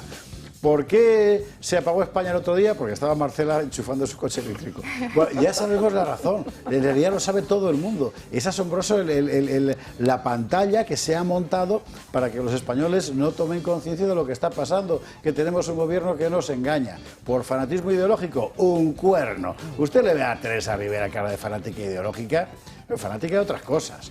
No, por intereses, porque sirven a otros. ¿A quiénes? A usted no. Pero usted les paga. Y lo sufre. Bueno, Publi y lo vemos. 22:50, 21:50 en Canarias, vámonos al apagón, porque no podemos dejar que esto, en fin, como tantas otras cosas, se diluya, ¿verdad? Si se diluye en Renfe, se diluye en Ábalos, se diluye, pues no. Mira, además hay una cosa, agradecemos muchísimo cuando nos escribe algún espectador, que suelen ser muchos cientos de espectadores, contándonos qué bien que hayan sacado esto porque me resulta muy útil, porque vivimos en sociedad, interactuamos con la gente, hablamos, en fin, explicamos, siempre oímos a alguien que está diciendo, pero es muy importante tener información concreta, práctica en la mano, y para eso los informes Gutiérrez son maravillosos, porque son hechos, hechos, hechos. Y en este caso concreto, 11 veces que se sepa, se avisó al gobierno de que el exceso de entrada de renovables en el famoso mix de los cataplines, ¿verdad?, iba a provocar un apagón. Y no hizo nada. Miguel no repasa los 11 porque se nos iría el vídeo de largo, pero muchos sí. Y hay que recordarlo, el gobierno sabía que podía pasar. Y hay quien piensa que sabía lo que iba a pasar. Informe Gutiérrez. No se hablaba desde hace años de la posibilidad de un gran apagón por casualidad. La confección del sistema energético español hacia una fuerte dependencia en las renovables llevaba a pensar que esto era posible, pero el gobierno y sus terminales mediáticas se apresuraron a tacharlo como un bulo de la extrema derecha. Lo cierto es que hubo avisos de todos los colores y todos fueron ignorados. 11 alertas en los últimos 5 años. Repasemos algunas de ellas. 2020, Red Eléctrica ya advertía sobre el riesgo que suponía una integración acelerada y potente de la eólica y solar en la producción de energía, ya que éstas pueden generar fluctuaciones y su constancia no está asegurada. 2022, la Agencia Internacional de la Energía publica un informe en el que alerta de que la estabilidad de los sistemas europeos está en riesgo por la transición acelerada hacia las renovables. 2024, informe de la Red Europea de Gestores de Transporte de Electricidad con la misma conclusión. Hay un riesgo de apagón por culpa de la apuesta total por las renovables. La estimación es que este apagón podría durar entre 6 y 7 horas. Instaba a la revisión del cierre de plantas nucleares. Mayo de 2024. Red Eléctrica avisa de que los criterios de protección están obsoletos, datan del año 96 y el mix energético actual no tiene nada que ver, ya que el peso de las renovables es mucho mayor, algo que representa un problema, pues las renovables no son capaces de corregir las grandes fluctuaciones como ocurrió en el apagón del 28 de abril. A pesar del aviso, el protocolo de protección no fue renovado, las renovables aumentaron su peso por encima del 70% del total y el gran apagón tuvo lugar. De hecho, ese mismo año, en 2024, se canceló el suministro eléctrico a la gran industria en hasta 3 ocasiones para no dejar a las familias sin luz. El desequilibrio del mix energético es evidente. Enero de 2025. La Comisión Nacional del Mercado de la Competencia alertó que la alta penetración de energías renovables, combinada con una demanda eléctrica reducida, estaba provocando elevadas oscilaciones en los niveles de tensión. Estas oscilaciones podrían comprometer la estabilidad del sistema y en última instancia derivar en apagones. Febrero de este año. Una vez más, Red Eléctrica habla de un posible apagón por el exceso de confianza depositado en las renovables que deriva en una pérdida de prestaciones de generación de energía firme. No estaba equivocada. En los días previos al apagón se registraron varios problemas en la red. 23 de abril, tan solo 5 días antes del apagón. Repsol alertó de extraños desajustes en el sistema que le llevaron a frenar su actividad en la refinería de Cartagena. El sector energético hizo lo propio durante el mes de abril. A pesar de todo ello, Sánchez desoyó todas y cada una de las alertas y advertencias porque el futuro energético de España o es verde o no será. Por cierto, me perdonará usted, no hay noche de gato sin una sobrada petulante de estas mías. O sea, esto es así. Esa expresión, será tal o no será, se la copian todos, que se sepa, porque es lo que más han leído, a André Malraux, que era un escritor francés, biógrafo de Gaulle, que supuestamente dijo el siglo XXI será religioso o no será. Le 21e siècle será religieux o no será pas. Y a partir de ahí se aplica la cosa de será o no será, pues es como para decir que poético soy, ¿no? Y es para lo cuentan. A todo esto, parece que Malraux en realidad sí no lo escribió nunca. Algún periodista canadiense ha contado, sí, porque me lo dijo a mí, pero que sepa usted que viene de ahí la cosa. Lo dijo Sarah Gessen porque se lo habría pasado a algún plumilla de los que tiene en el gabinete, ¿no? De seguro pasará, España será verde o no será, a este le ha gustado. Y en breve lo cogerá Vox, porque el color verde, como usted sabe, es el de Vox, así que en Vox piensan también que España será verde, pero verde de sus colores, ¿o no será?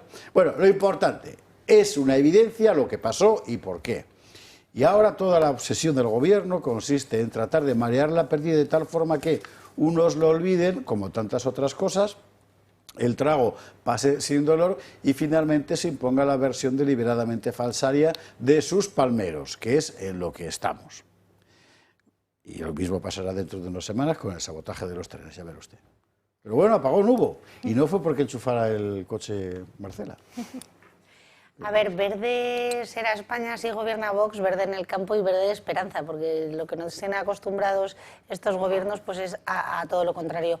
Yo creo que esto no es nada nuevo, o sea, el tema de que le avisaran 11 veces y este gobierno de nuevo no hiciera nada, o sea, nos tiene acostumbrados a eso. Recordemos el tema de la Dana, recordemos el tema de ahora mismo el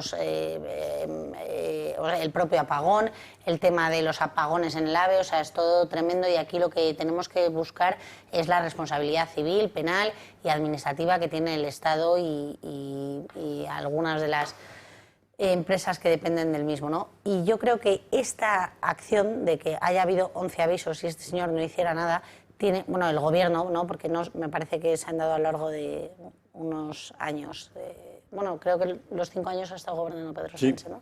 Sí.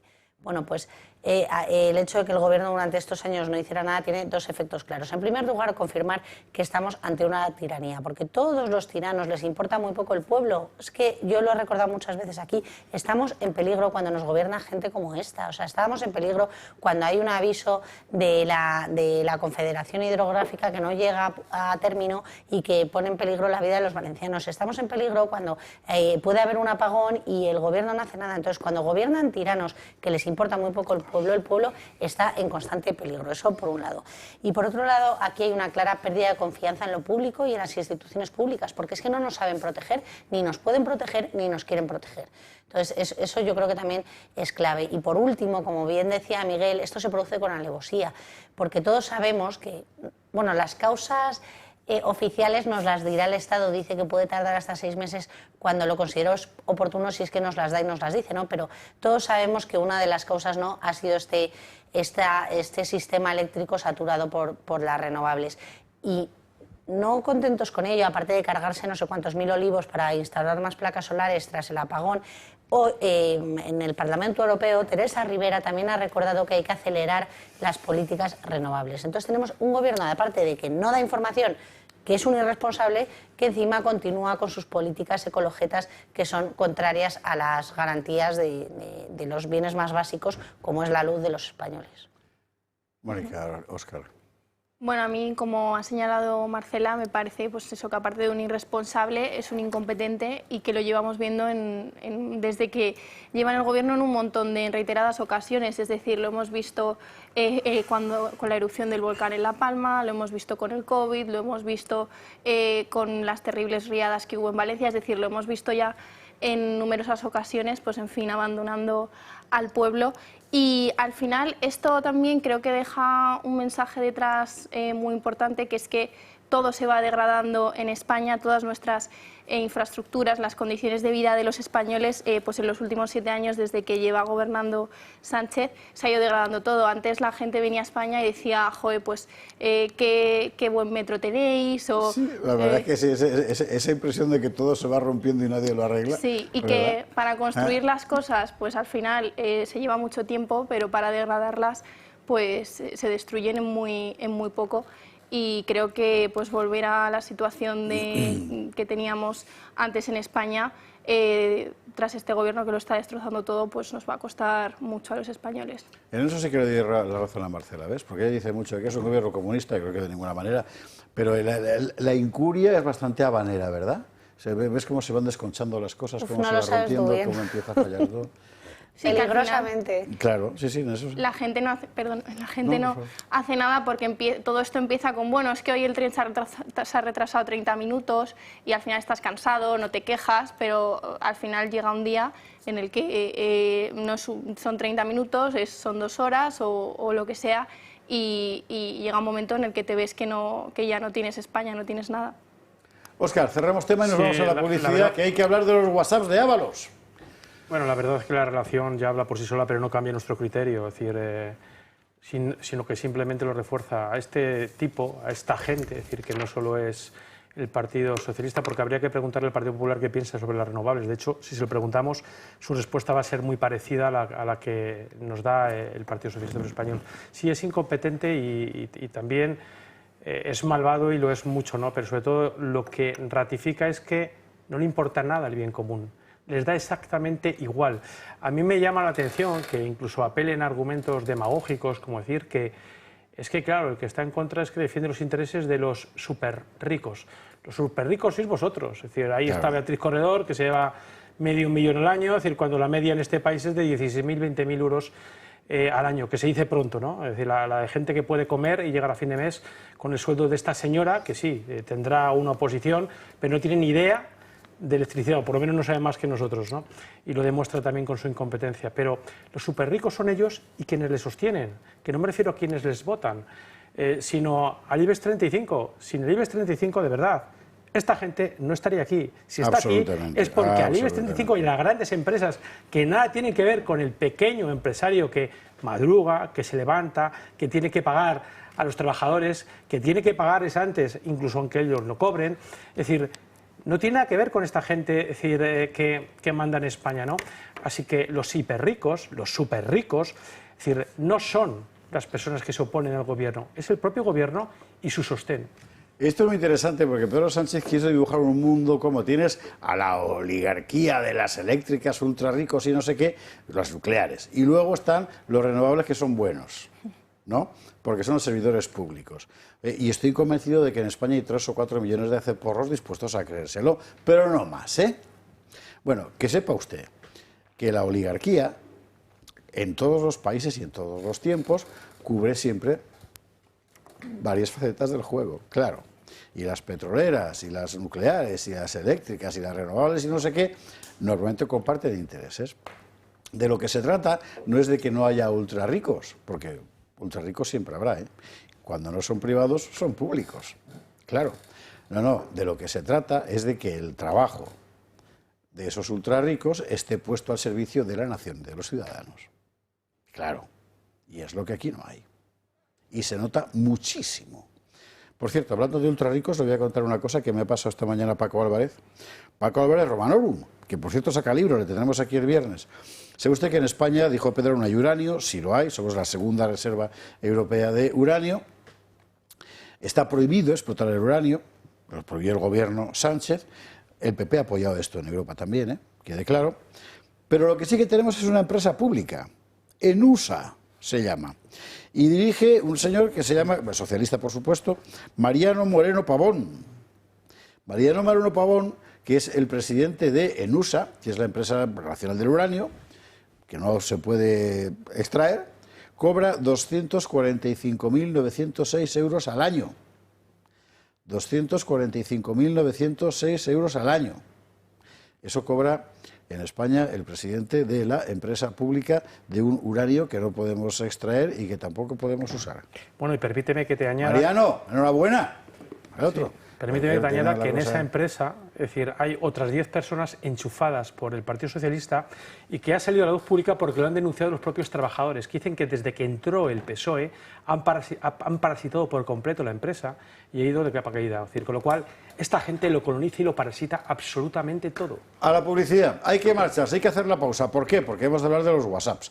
Vamos a ver, ha nacido una estrella. Yo lo tengo dicho aquí desde su primera comparecencia, que yo desde Estudio 1, aquellos grandes nombres, Rodero, Bódalo, Pedro Sinaga, ¿se acuerda usted? Sancho Gracia, en fin, Luis Prendes, todo, Carlos Lemos, toda aquella gente. Mire usted 12 hombres sin piedad, la versión española es mejor que la norteamericana.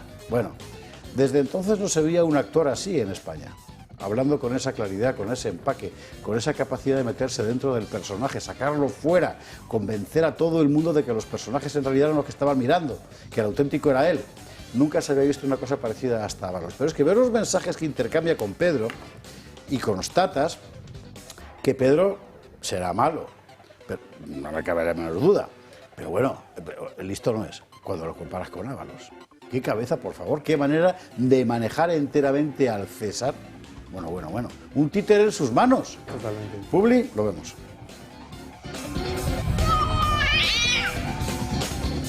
Sí. 22 y 10 en Canarias, y nosotros nos vamos al asunto de los WhatsApps, claro. Es que es el retrato, O sea, retratan a Sánchez. Decía gente que es que esto no tiene que ver con el caso que le está investigando y tal. Hombre, pues quien los haya filtrado piensa que sí. Y esto es lo interesante del asunto. Vamos a ir por partes. Por un lado, está lo que hemos averiguado acerca de la relación de Pedro Sánchez con eso que se llama los varones con B, es decir, con los jefes territoriales más críticos. Gloria Sacristán. Vengativo, violento y agresivo. En eso coinciden García Page, Fernández Vara o Lambán sobre Pedro Sánchez. Los WhatsApps que han salido a la luz muestran cómo es en realidad el presidente. No acepta ninguna crítica y tacha de hipócritas o petardos a sus propios varones. Las discrepancias entre la dirección federal del partido y varios líderes autonómicos en materias como la gestión de la pandemia, la amnistía o los acuerdos con Bildu no sentaban nada bien a Pedro Sánchez. El presidente castellano-manchego es uno de los varones más díscolos y más odiados por Pedro Sánchez. El presidente se quejó de que Page criticara el confinamiento e incluso tachó de vomitiva una entrevista del presidente castellano-manchego. Entrevista por la que Sánchez le pidió a Ábalos que le diera un toque de atención al manchego.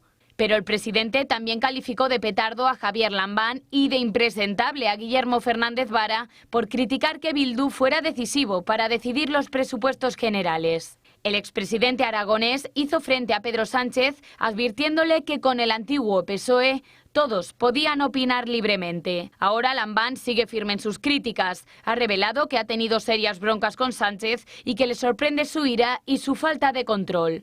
Con el propio presidente Sánchez tuve unas cuantas broncas muy serias por teléfono. Sorprendía la ira, la pérdida de control que incluso a veces yo percibía. También ha alzado la voz Emiliano García Page, quien ha señalado que dentro del partido hay cierta tolerancia a la crítica. Yo tampoco he percibido una sensación amenazante, ¿no? Sí había tensión, sí se notaba que en un momento determinado las cosas incomodaban.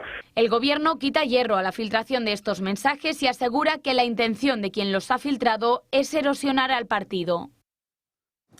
Lo interesante es la imagen que deja esto de Pedro Sánchez como jefe de partido.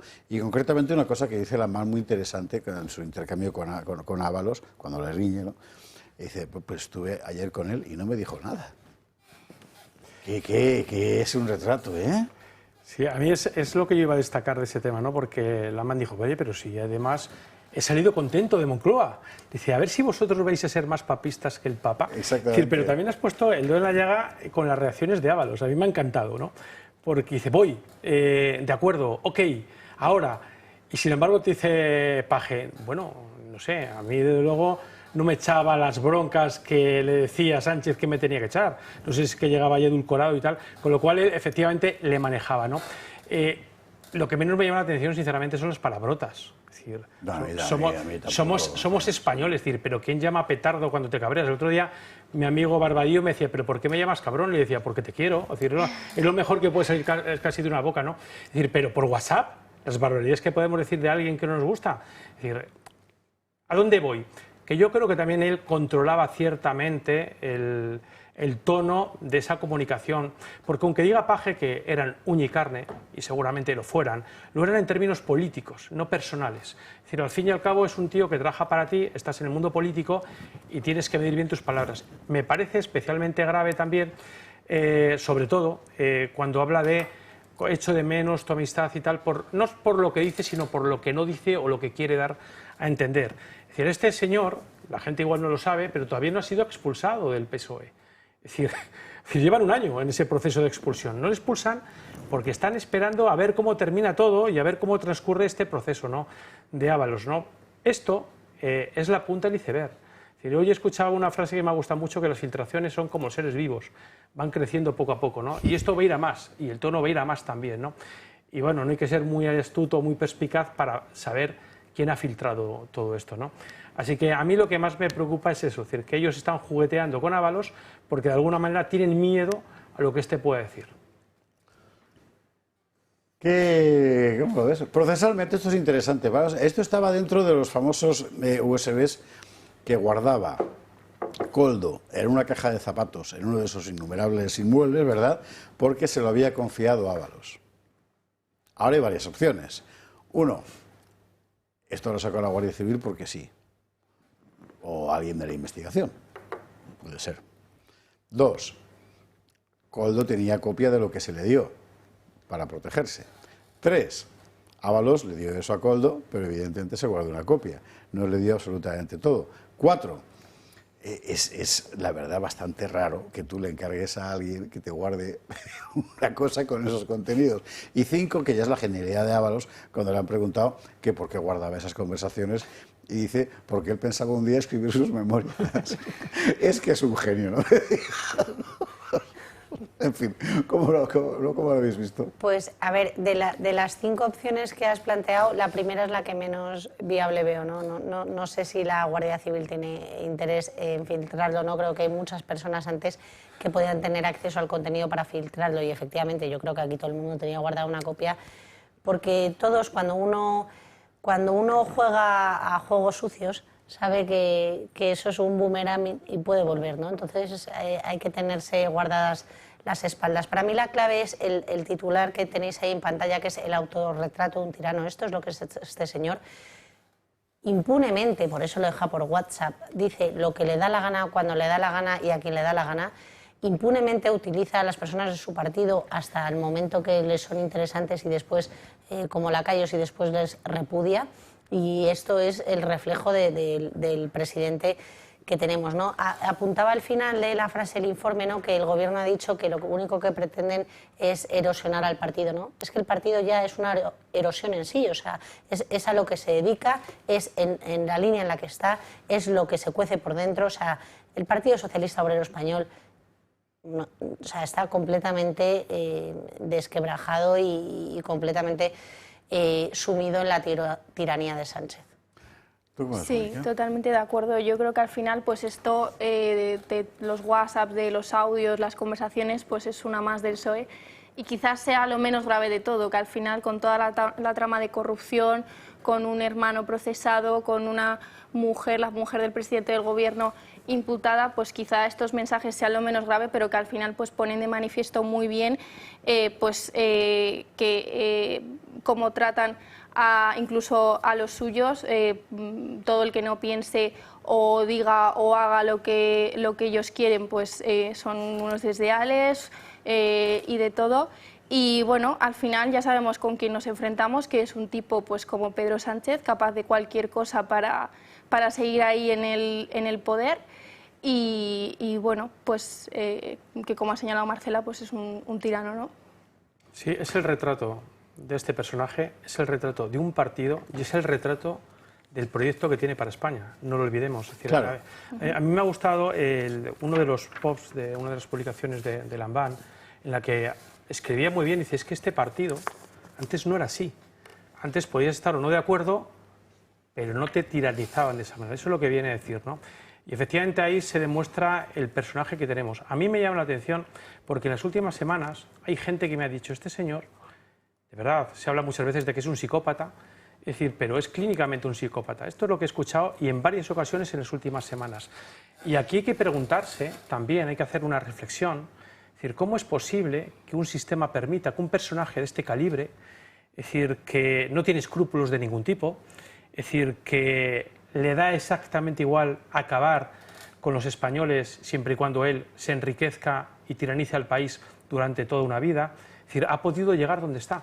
Es decir, algo falla para que un señor así pueda llegar donde está. Es muy interesante a ese respecto, vamos a seguir hablando del mismo tema, lo que se trasluce de la relación Pedro Ábalos, y además han incidido todos nuestros contertulios, es decir, el Partido Socialista, lo que se colige de esa conversación es que no funciona realmente como un partido.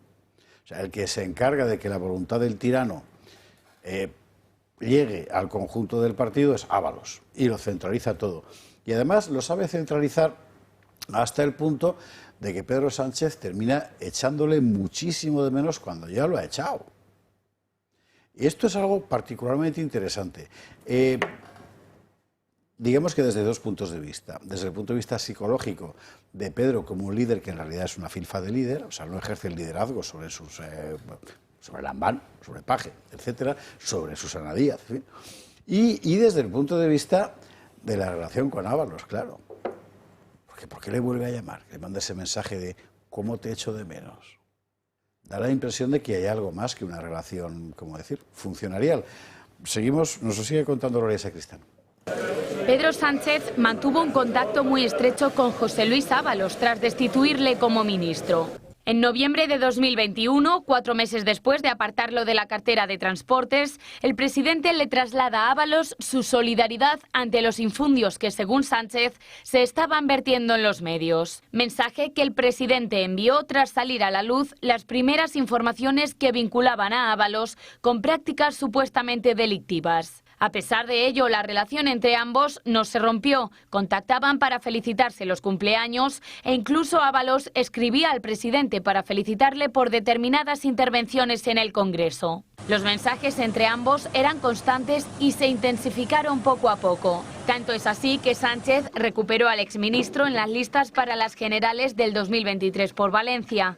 En julio de ese mismo año, el jefe del Ejecutivo reconoce a Ábalos haberle echado de menos en muchas ocasiones y puso en valor su criterio político y su amistad. Sin embargo, en ese momento Sánchez ya conocía informaciones que ponían en la diana al exministro. El presidente tuvo constancia de la fiesta de Ábalos con prostitutas en el Parador de Teruel en septiembre de 2020, lo que pudo condicionar la salida de Ábalos tanto del Gobierno como de la Secretaría de Organización del partido en julio de 2021. Una presunta trama de corrupción que la Fiscalía conocía incluso antes de las elecciones generales. El fiscal presentó una primera querella en junio de 2023, pero según Objective, la Fiscalía decidió posponer la investigación a septiembre de ese año para que no coincidiera con las elecciones generales. A pesar de los indicios, Sánchez recuperó a Ábalos en las listas. Una vez más, la hemeroteca vuelve a ser la peor enemiga del presidente. Muchos ahora piden su dimisión por este intercambio de mensajes con Ábalos, ya que Sánchez, en 2015, pidió la dimisión de Rajoy por intercambiarse mensajes con Luis Bárcenas. Cuando envió ese SMS a Bárcenas tuvo que dimitir. Y usted no debía de seguir siendo presidente del Gobierno y tampoco ser candidato a la presidencia del Gobierno. Usted debía haber dimitido, asumir la responsabilidad en primera persona y haber abandonado la presidencia del Gobierno. Y más seguirá saliendo. Esteban Urreiztieta, que ha estado hoy en Dando Caña, me parece, va a seguir publicando cosas en El Mundo. La última es de Pablo Iglesias, cuando dice Pedro Sánchez aquello de «qué torpe es, lo suyo no es maldad, es estulticia». Pues se ve que Sánchez habla así, en la intimidad, en fin, estulticia. En fin. A mí, de los WhatsApps me llama la atención la fineza con la que actúa Ábalos. Es decir, la sensación que da, es una sensación y por tanto puede ser equivocada porque es muy subjetiva, ¿no? Pero la sensación que da Sánchez, efectivamente, como tú bien has dicho, es que no es un líder. Es un tío que necesita a alguien que le haga de soporte, es decir, solo habla con ellos para echarle broncas. Y que le abrace, y que le abrace. Sí, es que Ábalos le está abrazando todo el tiempo. Constantemente. Y le manda el WhatsApp y después, la impresión que uno tiene, después habla con ellos y les dice lo que le da la gana. Es decir, lo que le conviene, ¿no? Es decir, es un tío necesario para alguien que no tiene ninguna empatía, que no tiene ningún escrúpulos como Sánchez. Con lo cual, alguien como Sánchez tiene que echar mucho de menos el perfil que tiene como gran atributo Ábalos, sin lugar a dudas. Pero sobre todo pone en solfa, o pone en evidencia, mejor dicho, es decir, la vacuidad que ahora mismo reviste al Partido Socialista Obrero Español. Solo hay vasallos. Es decir, cuando los escuchamos, la mayor parte de las veces da vergüenza escucharlos. No saben hablar. No saben hablar. No tienen formación, no tienen educación, no se saben comportar. Es decir, estoy hablando de lo más básico. Es decir, no hay nada dentro. ¿Por qué? Porque un tirano es lo que necesita. Es decir, gente que le sirva de vasallo. Es decir, no quiere colaboradores, no quiere a gente que le haga mejor.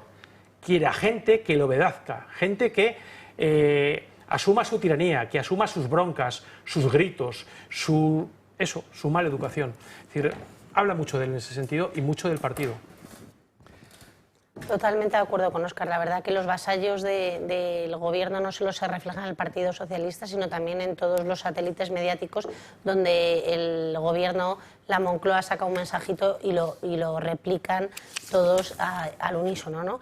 Yo creo que Sánchez ha practicado una purga dentro de su partido y la sostiene y la mantiene al más estilo comunista, como hacían los Castros y todos estos tiranos. Ha laminado a toda la resistencia que se le ha puesto enfrente y no perdona lo que pasó con Javier Fernández, no perdona que le echaran del partido y así ha ido señalando a cada uno de sus enemigos y ha ejecutado, ¿no?, esta purga para perpetuarse en el poder.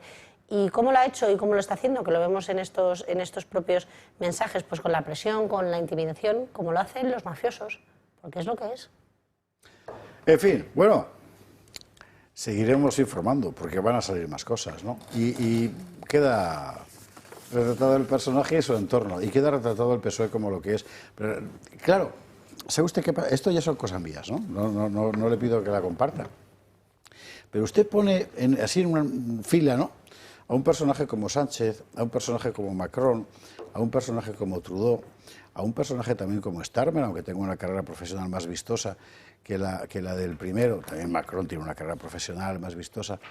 Y realmente no son políticos de partido con una idea que es otro mundo enteramente diferente. Y estamos en manos de esta gente, como Merz. O sea, Macron viene de la Rothschild, Merz viene de BlackRock, el Trudeau viene de su casa, es el mundo Soros, el mundo globalista. Sánchez, ¿cómo llega allí? En realidad es el gran enigma de Pedro Sánchez. Es decir, ¿quién lo coloca y quién se empeña, después de que el partido lo eche, en que ese hombre sea el que va a dirigir un partido que evidentemente no siente por él el menor afecto? Y tiene que utilizar a alguien como Ábalos, extremadamente dotado para la maniobra, ¿verdad?, para controlarlo. Bueno, a mí me parece fascinante, en los libros de historia, con toda seguridad. Esto sí que se escribirá, mire usted, a lo mejor de lo de Teruel nos olvidamos, pero esto, en fin, aunque solo sea como novela. Bueno, y en el otro lado, ¿quién? El PP. Bueno, ha anunciado el Congreso en julio. Dice Feijóo que hay que activar el partido. ¿Acaso estaba desactivado el Partido Popular? Esta es la información. Feijóo adelanta el Congreso Nacional del Partido Popular. Estaba previsto para el año que viene, pero se celebrará este verano, los días 5 y 6 de julio en Madrid. Así que, sin rodeos, quiero anunciaros mi decisión de convocar un Congreso Nacional con el objetivo de activar el partido, prepararlo para hacer frente en las urnas a Pedro Sánchez y diseñar desde ya una alternativa de gobierno definitiva, sólida y decidida a la altura de un gran país que somos. Según Feijóo, tenía meditada la decisión desde hace tiempo y habla de estar listos para septiembre. Voy a proponer que sea inmediatamente después del final de este periodo de sesiones, para no distraernos en la labor de control del gobierno y así poder iniciar el próximo curso político en septiembre plenamente operativos.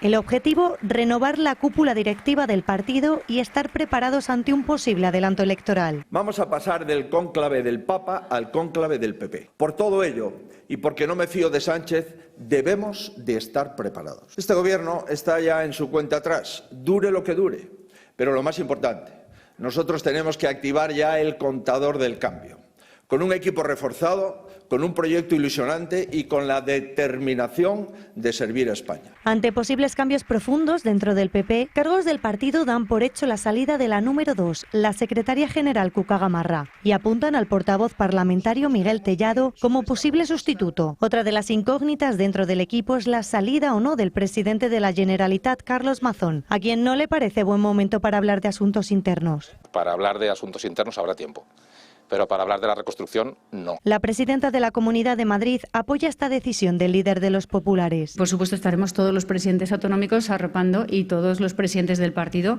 Alberto Núñez Feijóo. El 19 de mayo se celebrará la Junta Directiva Nacional. Esto daría para mucho debate, pero yo la pregunta sí que la quiero poner en la mesa. El partido, ¿qué cara pone Mónica? Mónica acaba de sacar la navaja. ¿Qué esperas del Congreso del PP? Bueno, yo lo que esperemos es que pues esto veamos en todos los medios hablar de crisis de liderazgo, de purga en el Partido Popular, ¿no? De cisma, porque al final cuando esto pasa en otros partidos pues es objeto de ser, en fin, está en todos los medios. Entonces, Feijóo al final llegó en el 2022 al poder, en 3 años tan solo pues va a cambiar todo su comité, va a reformar sus mandos y aquí seguro que no hablan de purgas, ni de cismas, ni de crisis, sino de renovación, ¿no? O sea, una palabra como muy bonita, pero que me parece lamentable. Ayuso también en las pasadas elecciones cambió a todos sus candidatos, cambió a consejeros y no pasa nada, pero cuando lo hacen otros pues es objeto de todo debate. Sí, se pasa una purga y no sé cuántos. Bueno, Marcelo todavía no sacó la navaja.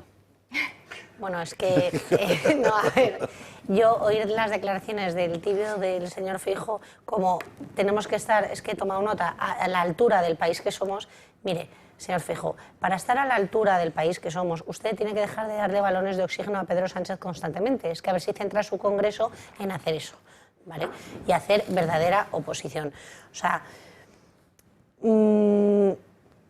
no es que Feijóo no esté ni siquiera a la altura de la oposición, es que ni siquiera están preparados para hacerla, porque tienen completamente la aguja desviada de su brújula. O sea, es que todo el rato, constantemente, hacen políticas contrarias a hacer una verdadera oposición al gobierno. Constantemente salen a la calle y dicen una cosa y luego en el Congreso le da balones de oxígeno. Esta es la realidad del Partido Popular. Antes de entrar aquí leía unas declaraciones en El Mundo de Esperanza Aguirre que decían que el Congreso del PP debe acordar que derogará todas las leyes del sanchismo. Pues mira, estoy totalmente de acuerdo con la señora Esperanza Aguirre, porque es lo que tiene que hacer. Es lo que tiene que hacer, empezar a centrar el tiro en eso, porque si no, entre tanto, en España no habrá oposición, porque será lo mismo meter la papeleta del PSOE o la papeleta del Partido Popular en una urna. Bien, a ver, yo creo que es una medida oportuna. Es buena para Rajoy. Para Feijóo. Para Rajoy también. Para que la gente, a lo mejor para que la gente deje de llamarle Rajoy. Es tremendo, pero fíjate, cuando estaba viendo el debate presidencial con Sánchez, yo miraba a Rajoy y estaba pensando, a ti te debemos todo esto que está sufriendo España, a ti te lo debemos, ¿no?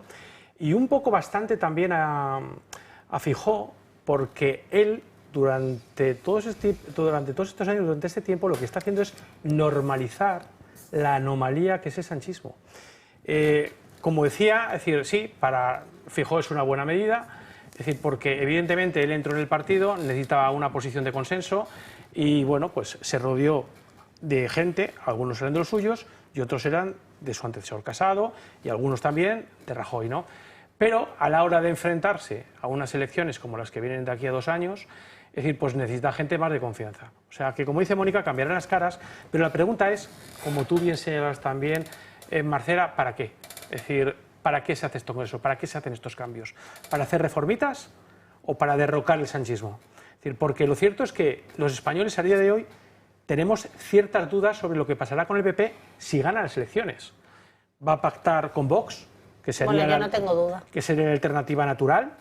Es decir, o va a pactar con los separatistas de Junts, que hoy se criminaliza, pero mañana nos pueden venir muy bien, o con los del PNV que le traicionó en la anterior legislatura.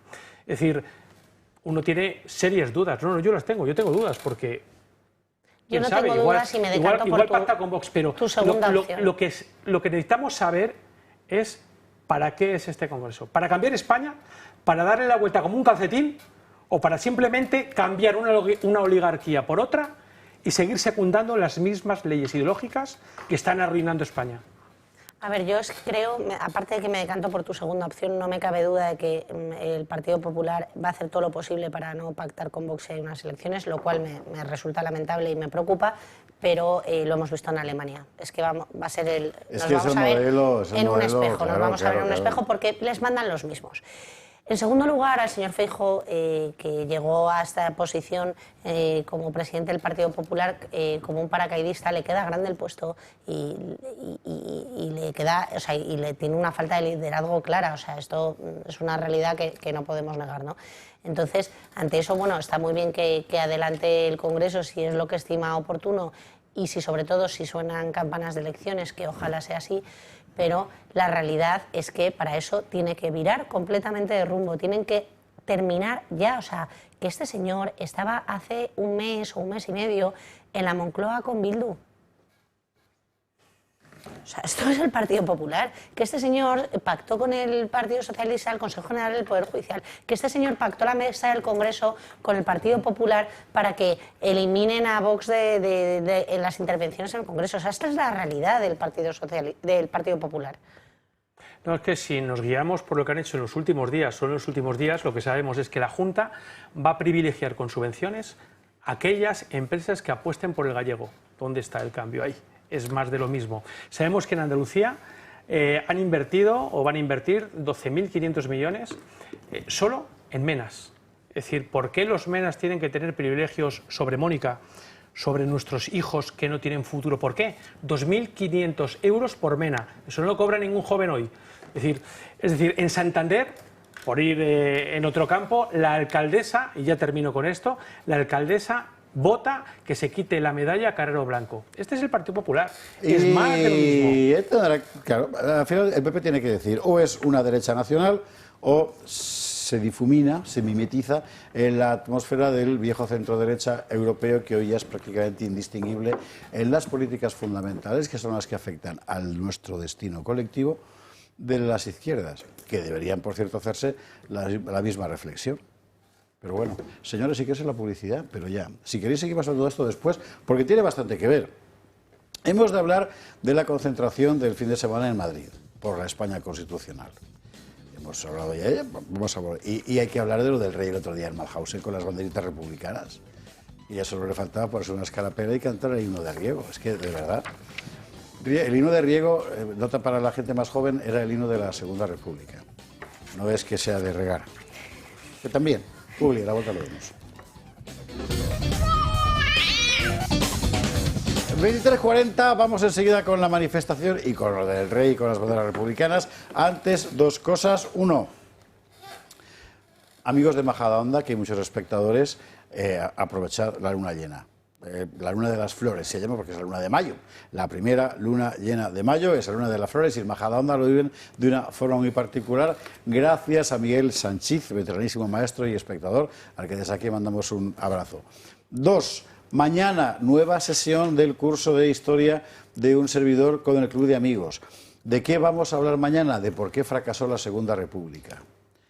Es que además la historia de la Segunda República siempre acabó inmediatamente en la Guerra Civil, pero pasaron muchas cosas antes que hay que contar. El problema de la Segunda República no es que es un régimen que fuera derribado por un golpe militar o alternativamente por una revolución socialista. No. Es que desde el principio tuvo unos problemas objetivos de funcionamiento tremendos y hay que contarlos. Hay que contarlos con cierto detalle. Y es lo que haremos mañana a partir de las 7 de la tarde. Ya sabe usted que puede sumarse, ya sea aquí presencialmente, ya sea online. ¿Cómo? Llamando al 91-616-2464. Y nos vamos a Colón. Sábado por la mañana, concentración a la sombra de Blas de Lezo por la España Constitucional. Y gente magnífica que acudió y gente magnífica que habló. Breve extracto. ¿Qué país está gobernado por un presidente que repudia el legado histórico de nuestro país? ¿Qué gobierno deja que una parte de sus habitantes se sientan extranjeros en su tierra? Jóvenes, no tengamos miedo de sacar nuestra bandera nacional cuando sea necesario. No nos avergoncemos de nuestra querida España. España necesita un cambio real. Mario Botes decía, a la hora de defender la libertad, y digo yo, y España, el extremismo no es ningún vicio. Y desde luego, la moderación no es ninguna virtud. ¡Viva la libertad! ¡Viva! ¡Abajo Pedro Sánchez! ¡Abajo! ¡Viva España! ¡Viva! Mario Noya, al que desde aquí mandamos un abrazo. Ya digo que no se trata de ponerse encima de la mesa con ánimo de molestar a nadie, pero me parece que es una cosa que hay que revisar. O sea, ¿para qué? Y a partir de ahora, ¿para qué? Y sobre todo, después de que la gente se marchara a sus casas, ¿qué? Y luego el marbete, la España Constitucional. ¿La España Constitucional de verdad existe todavía? No sé, preguntar a la propia gente de Sacabat, que estaba allí en Cataluña, y un montón de gente, muchos espectadores de este programa, muy buenos amigos, para los que es su salvación. Al menos queda una ley que teóricamente les protege. Pero si no te protege, de hecho, ¿para qué carajo sirve? Salvo para recordarte todos los días que tu injusticia, mejor dicho, que tus sufrimientos son más injustos. En fin, no sé. Bueno, ¿por dónde vamos? A mí, como joven, la verdad que me gustaría, además, yo no estuve, pero me gustaría denunciar cierto tuit que puso un exdiputado, nos llamó a los jóvenes, que bueno, que no había pocos jóvenes en la manifestación de Colón el 10 de mayo, este sábado, y nos llamó niñatos y de todo. Y yo particularmente y un montón de amigos y de conocidos jóvenes hemos estado en muchas de estas muchas veces, pero es que al final te pones a pensar y dices, vamos a ver, vamos a ir a Colón a escuchar musiquita, cancioncitas, como si esto fuera una fiesta. Además, muchas veces no te dejan gritar porque no escuchan al escenario o apelan los propios de la manifestación a la moderación, a que sí, eso es verdad. No grites, no tal. Bueno, yo estoy en mi derecho de pegar 4 gritos a Sánchez si quiero, ¿no? Y luego, pues nada, la gente se va a tomar el vermú y ya está, con eso Sánchez se va a ir y Sánchez está temblando. Y ya hemos ido a 14 de estas, a Colón o a 15 o no sé a cuántas, ¿y qué ha pasado? Absolutamente nada.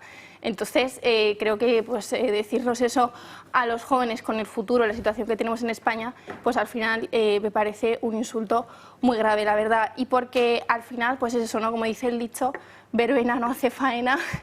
Y es lo que me parece en este tipo de manifestaciones y que además ya lo vimos en Barcelona, por ejemplo, en 2017, que cuando la gente empezaba a gritar Puigdemont, a prisión, tal, pues la gente desde el escenario pedía moderación. Acabó recuperada efectivamente por el orden. Ante todo, claro, ¿verdad? Como dijo cierta diputada del PP en su día, hijo con las manifestaciones, que se sabe cómo empieza, pero el pueblo... Y al final es un problema de la gente de orden.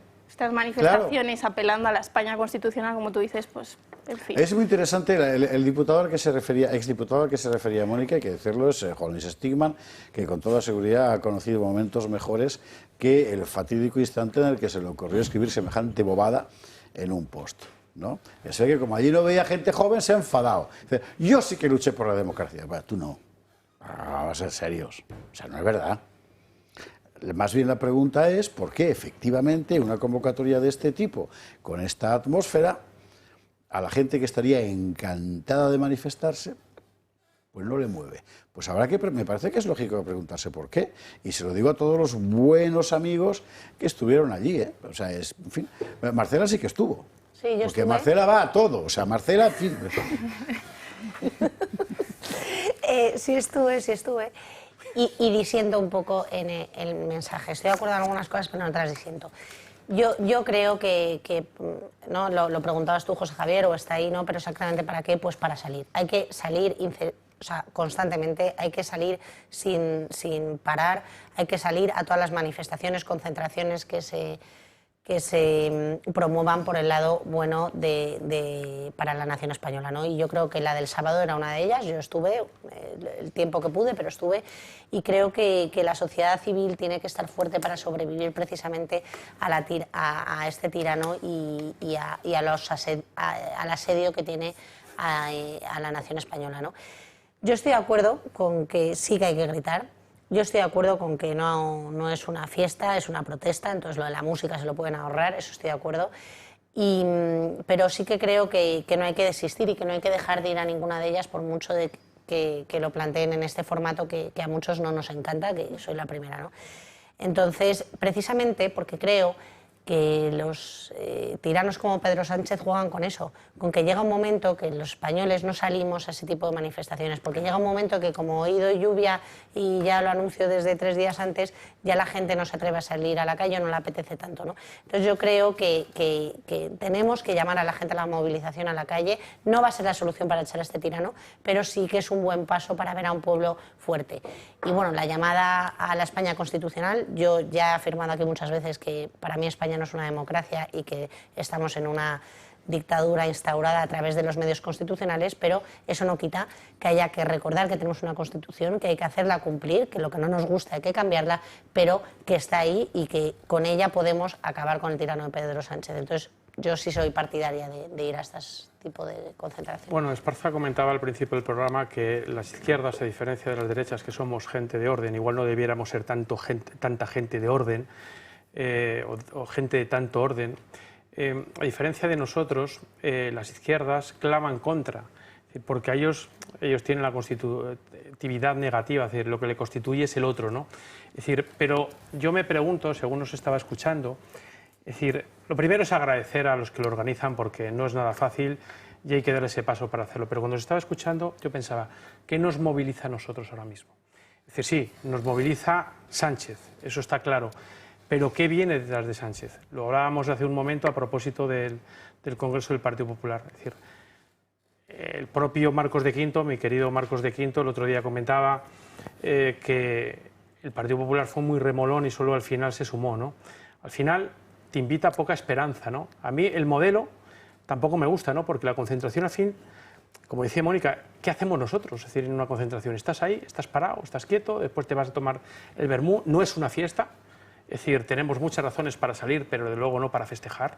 Es decir, me gustan más las manifestaciones, no sé por qué hemos perdido la costumbre de la manifestación. Yo otro día escuchaba, bueno, es que la derecha nunca ha sido de la calle. Bueno, pues tendríamos que hacer que la calle fuera de la derecha, ¿no? Es decir, porque en Italia, ahí estaban antes los misinos del MSI, ahí está Meloni, y llenan las calles con sus manifestaciones. Y nosotros no debemos ser diferentes porque lo que está pasando aquí es mucho más grave de lo que pudo pasar en su momento en Italia, ¿no? Es decir, pero ¿qué es lo que nos moviliza? Es decir, yo, antes que estar a la contra, me moviliza más una esperanza de... Es decir, ¿qué es lo que va a pasar si echamos a Sánchez? Es decir, primero, ¿quién lo va a echar? ¿Cómo lo vamos a echar? Pero ¿qué viene después? ¿Qué viene después de esta expectativa? Y lo hemos comentado en el programa hace un ratito, ¿no? Pues es que no hay esperanza, es que no hay muchas expectativas. Es que yo he animado mucho en otras tertulias a que la gente acudiera, pero por dentro decía, ¿qué me mueve? No me puede mover solo el odio a Sánchez. Y después también preguntarse qué está pasando en España para que hace 10 años contra Zapatero nos manifestáramos millones de personas y ahora esto no se movilice. Yo sí creo que hay esperanza. En primer lugar, ¿cuál es la alternativa? Te la voy a decir. En primer lugar, la esperanza está en el pueblo y vamos a olvidarnos de que ningún líder de estos del bipartidismo nos va a dar la esperanza. Pero la segunda esperanza está en el depósito del voto. Mira, hay un solo partido que ha demostrado a nivel autonómico que cuando estaba él en el gobierno conseguía cambiar las políticas ideológicas y globalistas del Partido Popular, y ha sido Vox. Entonces, para mí, la esperanza está en unas elecciones generales, depositar esa papeleta a favor de Vox, porque es el único que va a presionar al Partido Popular para cambiar sus políticas. Es tal la presión y la gravedad y el pasotismo del Partido Popular en su inercia natural, que en cuanto rompieron los gobiernos, el Partido Popular volvió a todas sus políticas. O sea, es que si no está Vox, no funciona. Entonces, para mí, la única esperanza que nos cabe a la fecha con el arco político que tenemos es que cuando haya unas elecciones, si es que son libres en nuestro país, depositemos la papeleta a favor de Vox.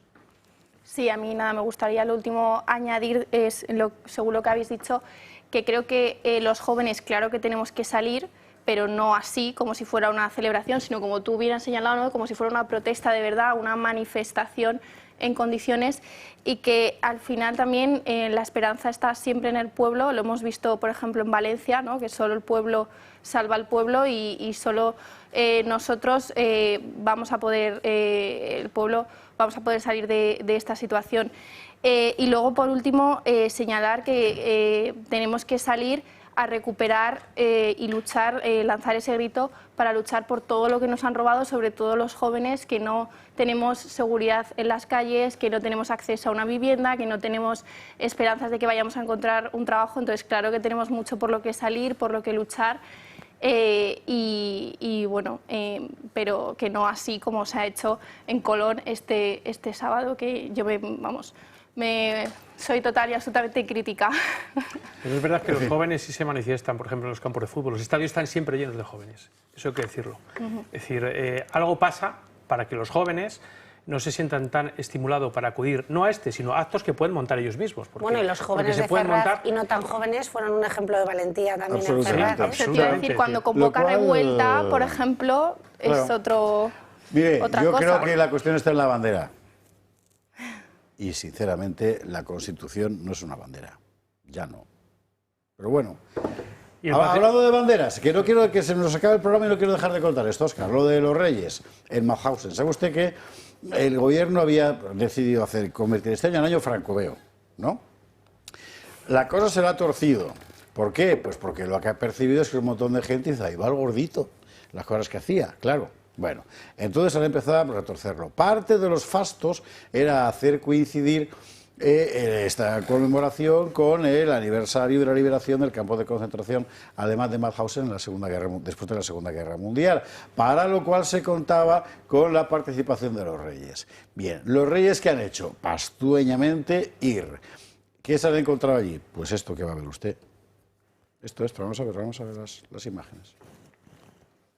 Una foto preciosa con los reyes de España marcados en banderas republicanas, supuestamente homenaje a los miles, nunca dicen cuántos, de presos republicanos españoles encarcelados en aquel campo de concentración, de los cuales algunos murieron. Ya le digo que sobre las cifras de esto hay mucho lío.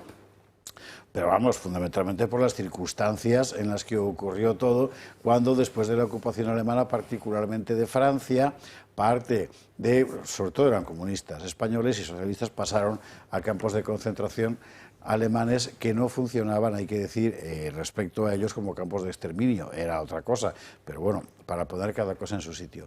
La cuestión es la intención del gobierno, porque esto no puede desvincularse de la iniciativa gubernamental, lo veíamos la semana pasada en Úsares, el viernes, de que ponerse a investigar por parte de la Fiscalía, ¿acaso hubo algún acuerdo secreto entre Franco y Hitler, ¿verdad?, para mandar a campos de concentración a los presos republicanos españoles? Que no hay, pero da igual, porque tú quieres construir relato. Y en la zarzuela podrán ser cualquier cosa, pero gilipollas no son. Saben perfectamente que están subordinándose a una serie de actos que no tienen otra función que construir un relato. Y mire usted por dónde el relato es que la República era buena y la monarquía mala, con lo cual efectivamente en la zarzuela, si no son gilipollas, es que les pasa algo serio, digo yo, porque al final, en esa foto, ¿cuál es la reflexión última? Felipe es ilegítimo. Claro. Dice, no, es que en realidad estamos no sé qué. No, leche, estáis a lo que... Perdón, a lo que... El rey, aquí empezó todo en realidad. Aquí empezó todo. Bueno, digo, si os estáis prestando a esto, pues allá vosotros. Y os queda nada porque hemos dicho, no sé, 3 minutos, pero bueno, 40 segundos por barba, antes de que me vuelva a su Bellario.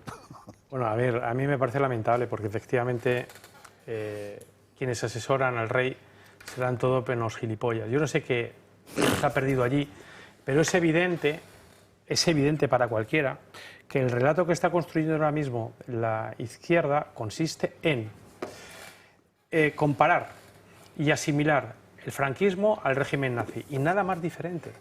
Y hay que saberlo, y esto Esparza seguramente lo conoce mejor que yo, los judíos durante muchos años, no sé si lo seguirán haciendo ahora, los 20 de noviembre celebran un acto en homenaje a Franco en todas las sinagogas, porque si algo hizo Franco durante el periodo de Hitler fue salvar a judíos.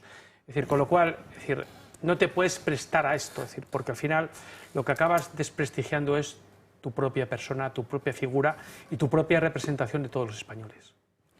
¿Cómo lo habéis visto, Marcela, Mónica? Mónica Marcela. Bueno, yo solamente muy brevemente señalar que al final, bueno, la imagen es de risa y que sí que creo que el rey al final está un poco atado, ¿no? Y que esto pues es una encerrona también que le han hecho y a la que él se ha sometido. Yo creo que Sánchez al final te acaba metiendo un poco pues en este tipo de encerronas. Lo vimos en Paiporta, ¿no?, como fueron allí Sánchez y el rey, y que también Sánchez lo utiliza como escudo para decir, bueno, pitaron a Sánchez y al rey. Pero bueno, en cualquier caso también la imagen me parece lamentable. A mí, además de lamentable, me parece un fiel reflejo de la que le espera. Es la que le espera como sigan gobernando los gobernantes que tenemos. No sé si estará alerta el rey Felipe o no, pero es la realidad que va a pasar en este país como siga esta tiranía gobernada por todos los independentistas, separatistas, los nacionalistas vascos, catalanes, los comunistas y el tirano de Pedro Sánchez a la cabeza, ¿no? Y al final, el rey, lo que le ha pasado, no sé si con conciencia o sin ella, es que ha comprado el discurso woke, y cuando compras ese discurso encuentras esta imagen.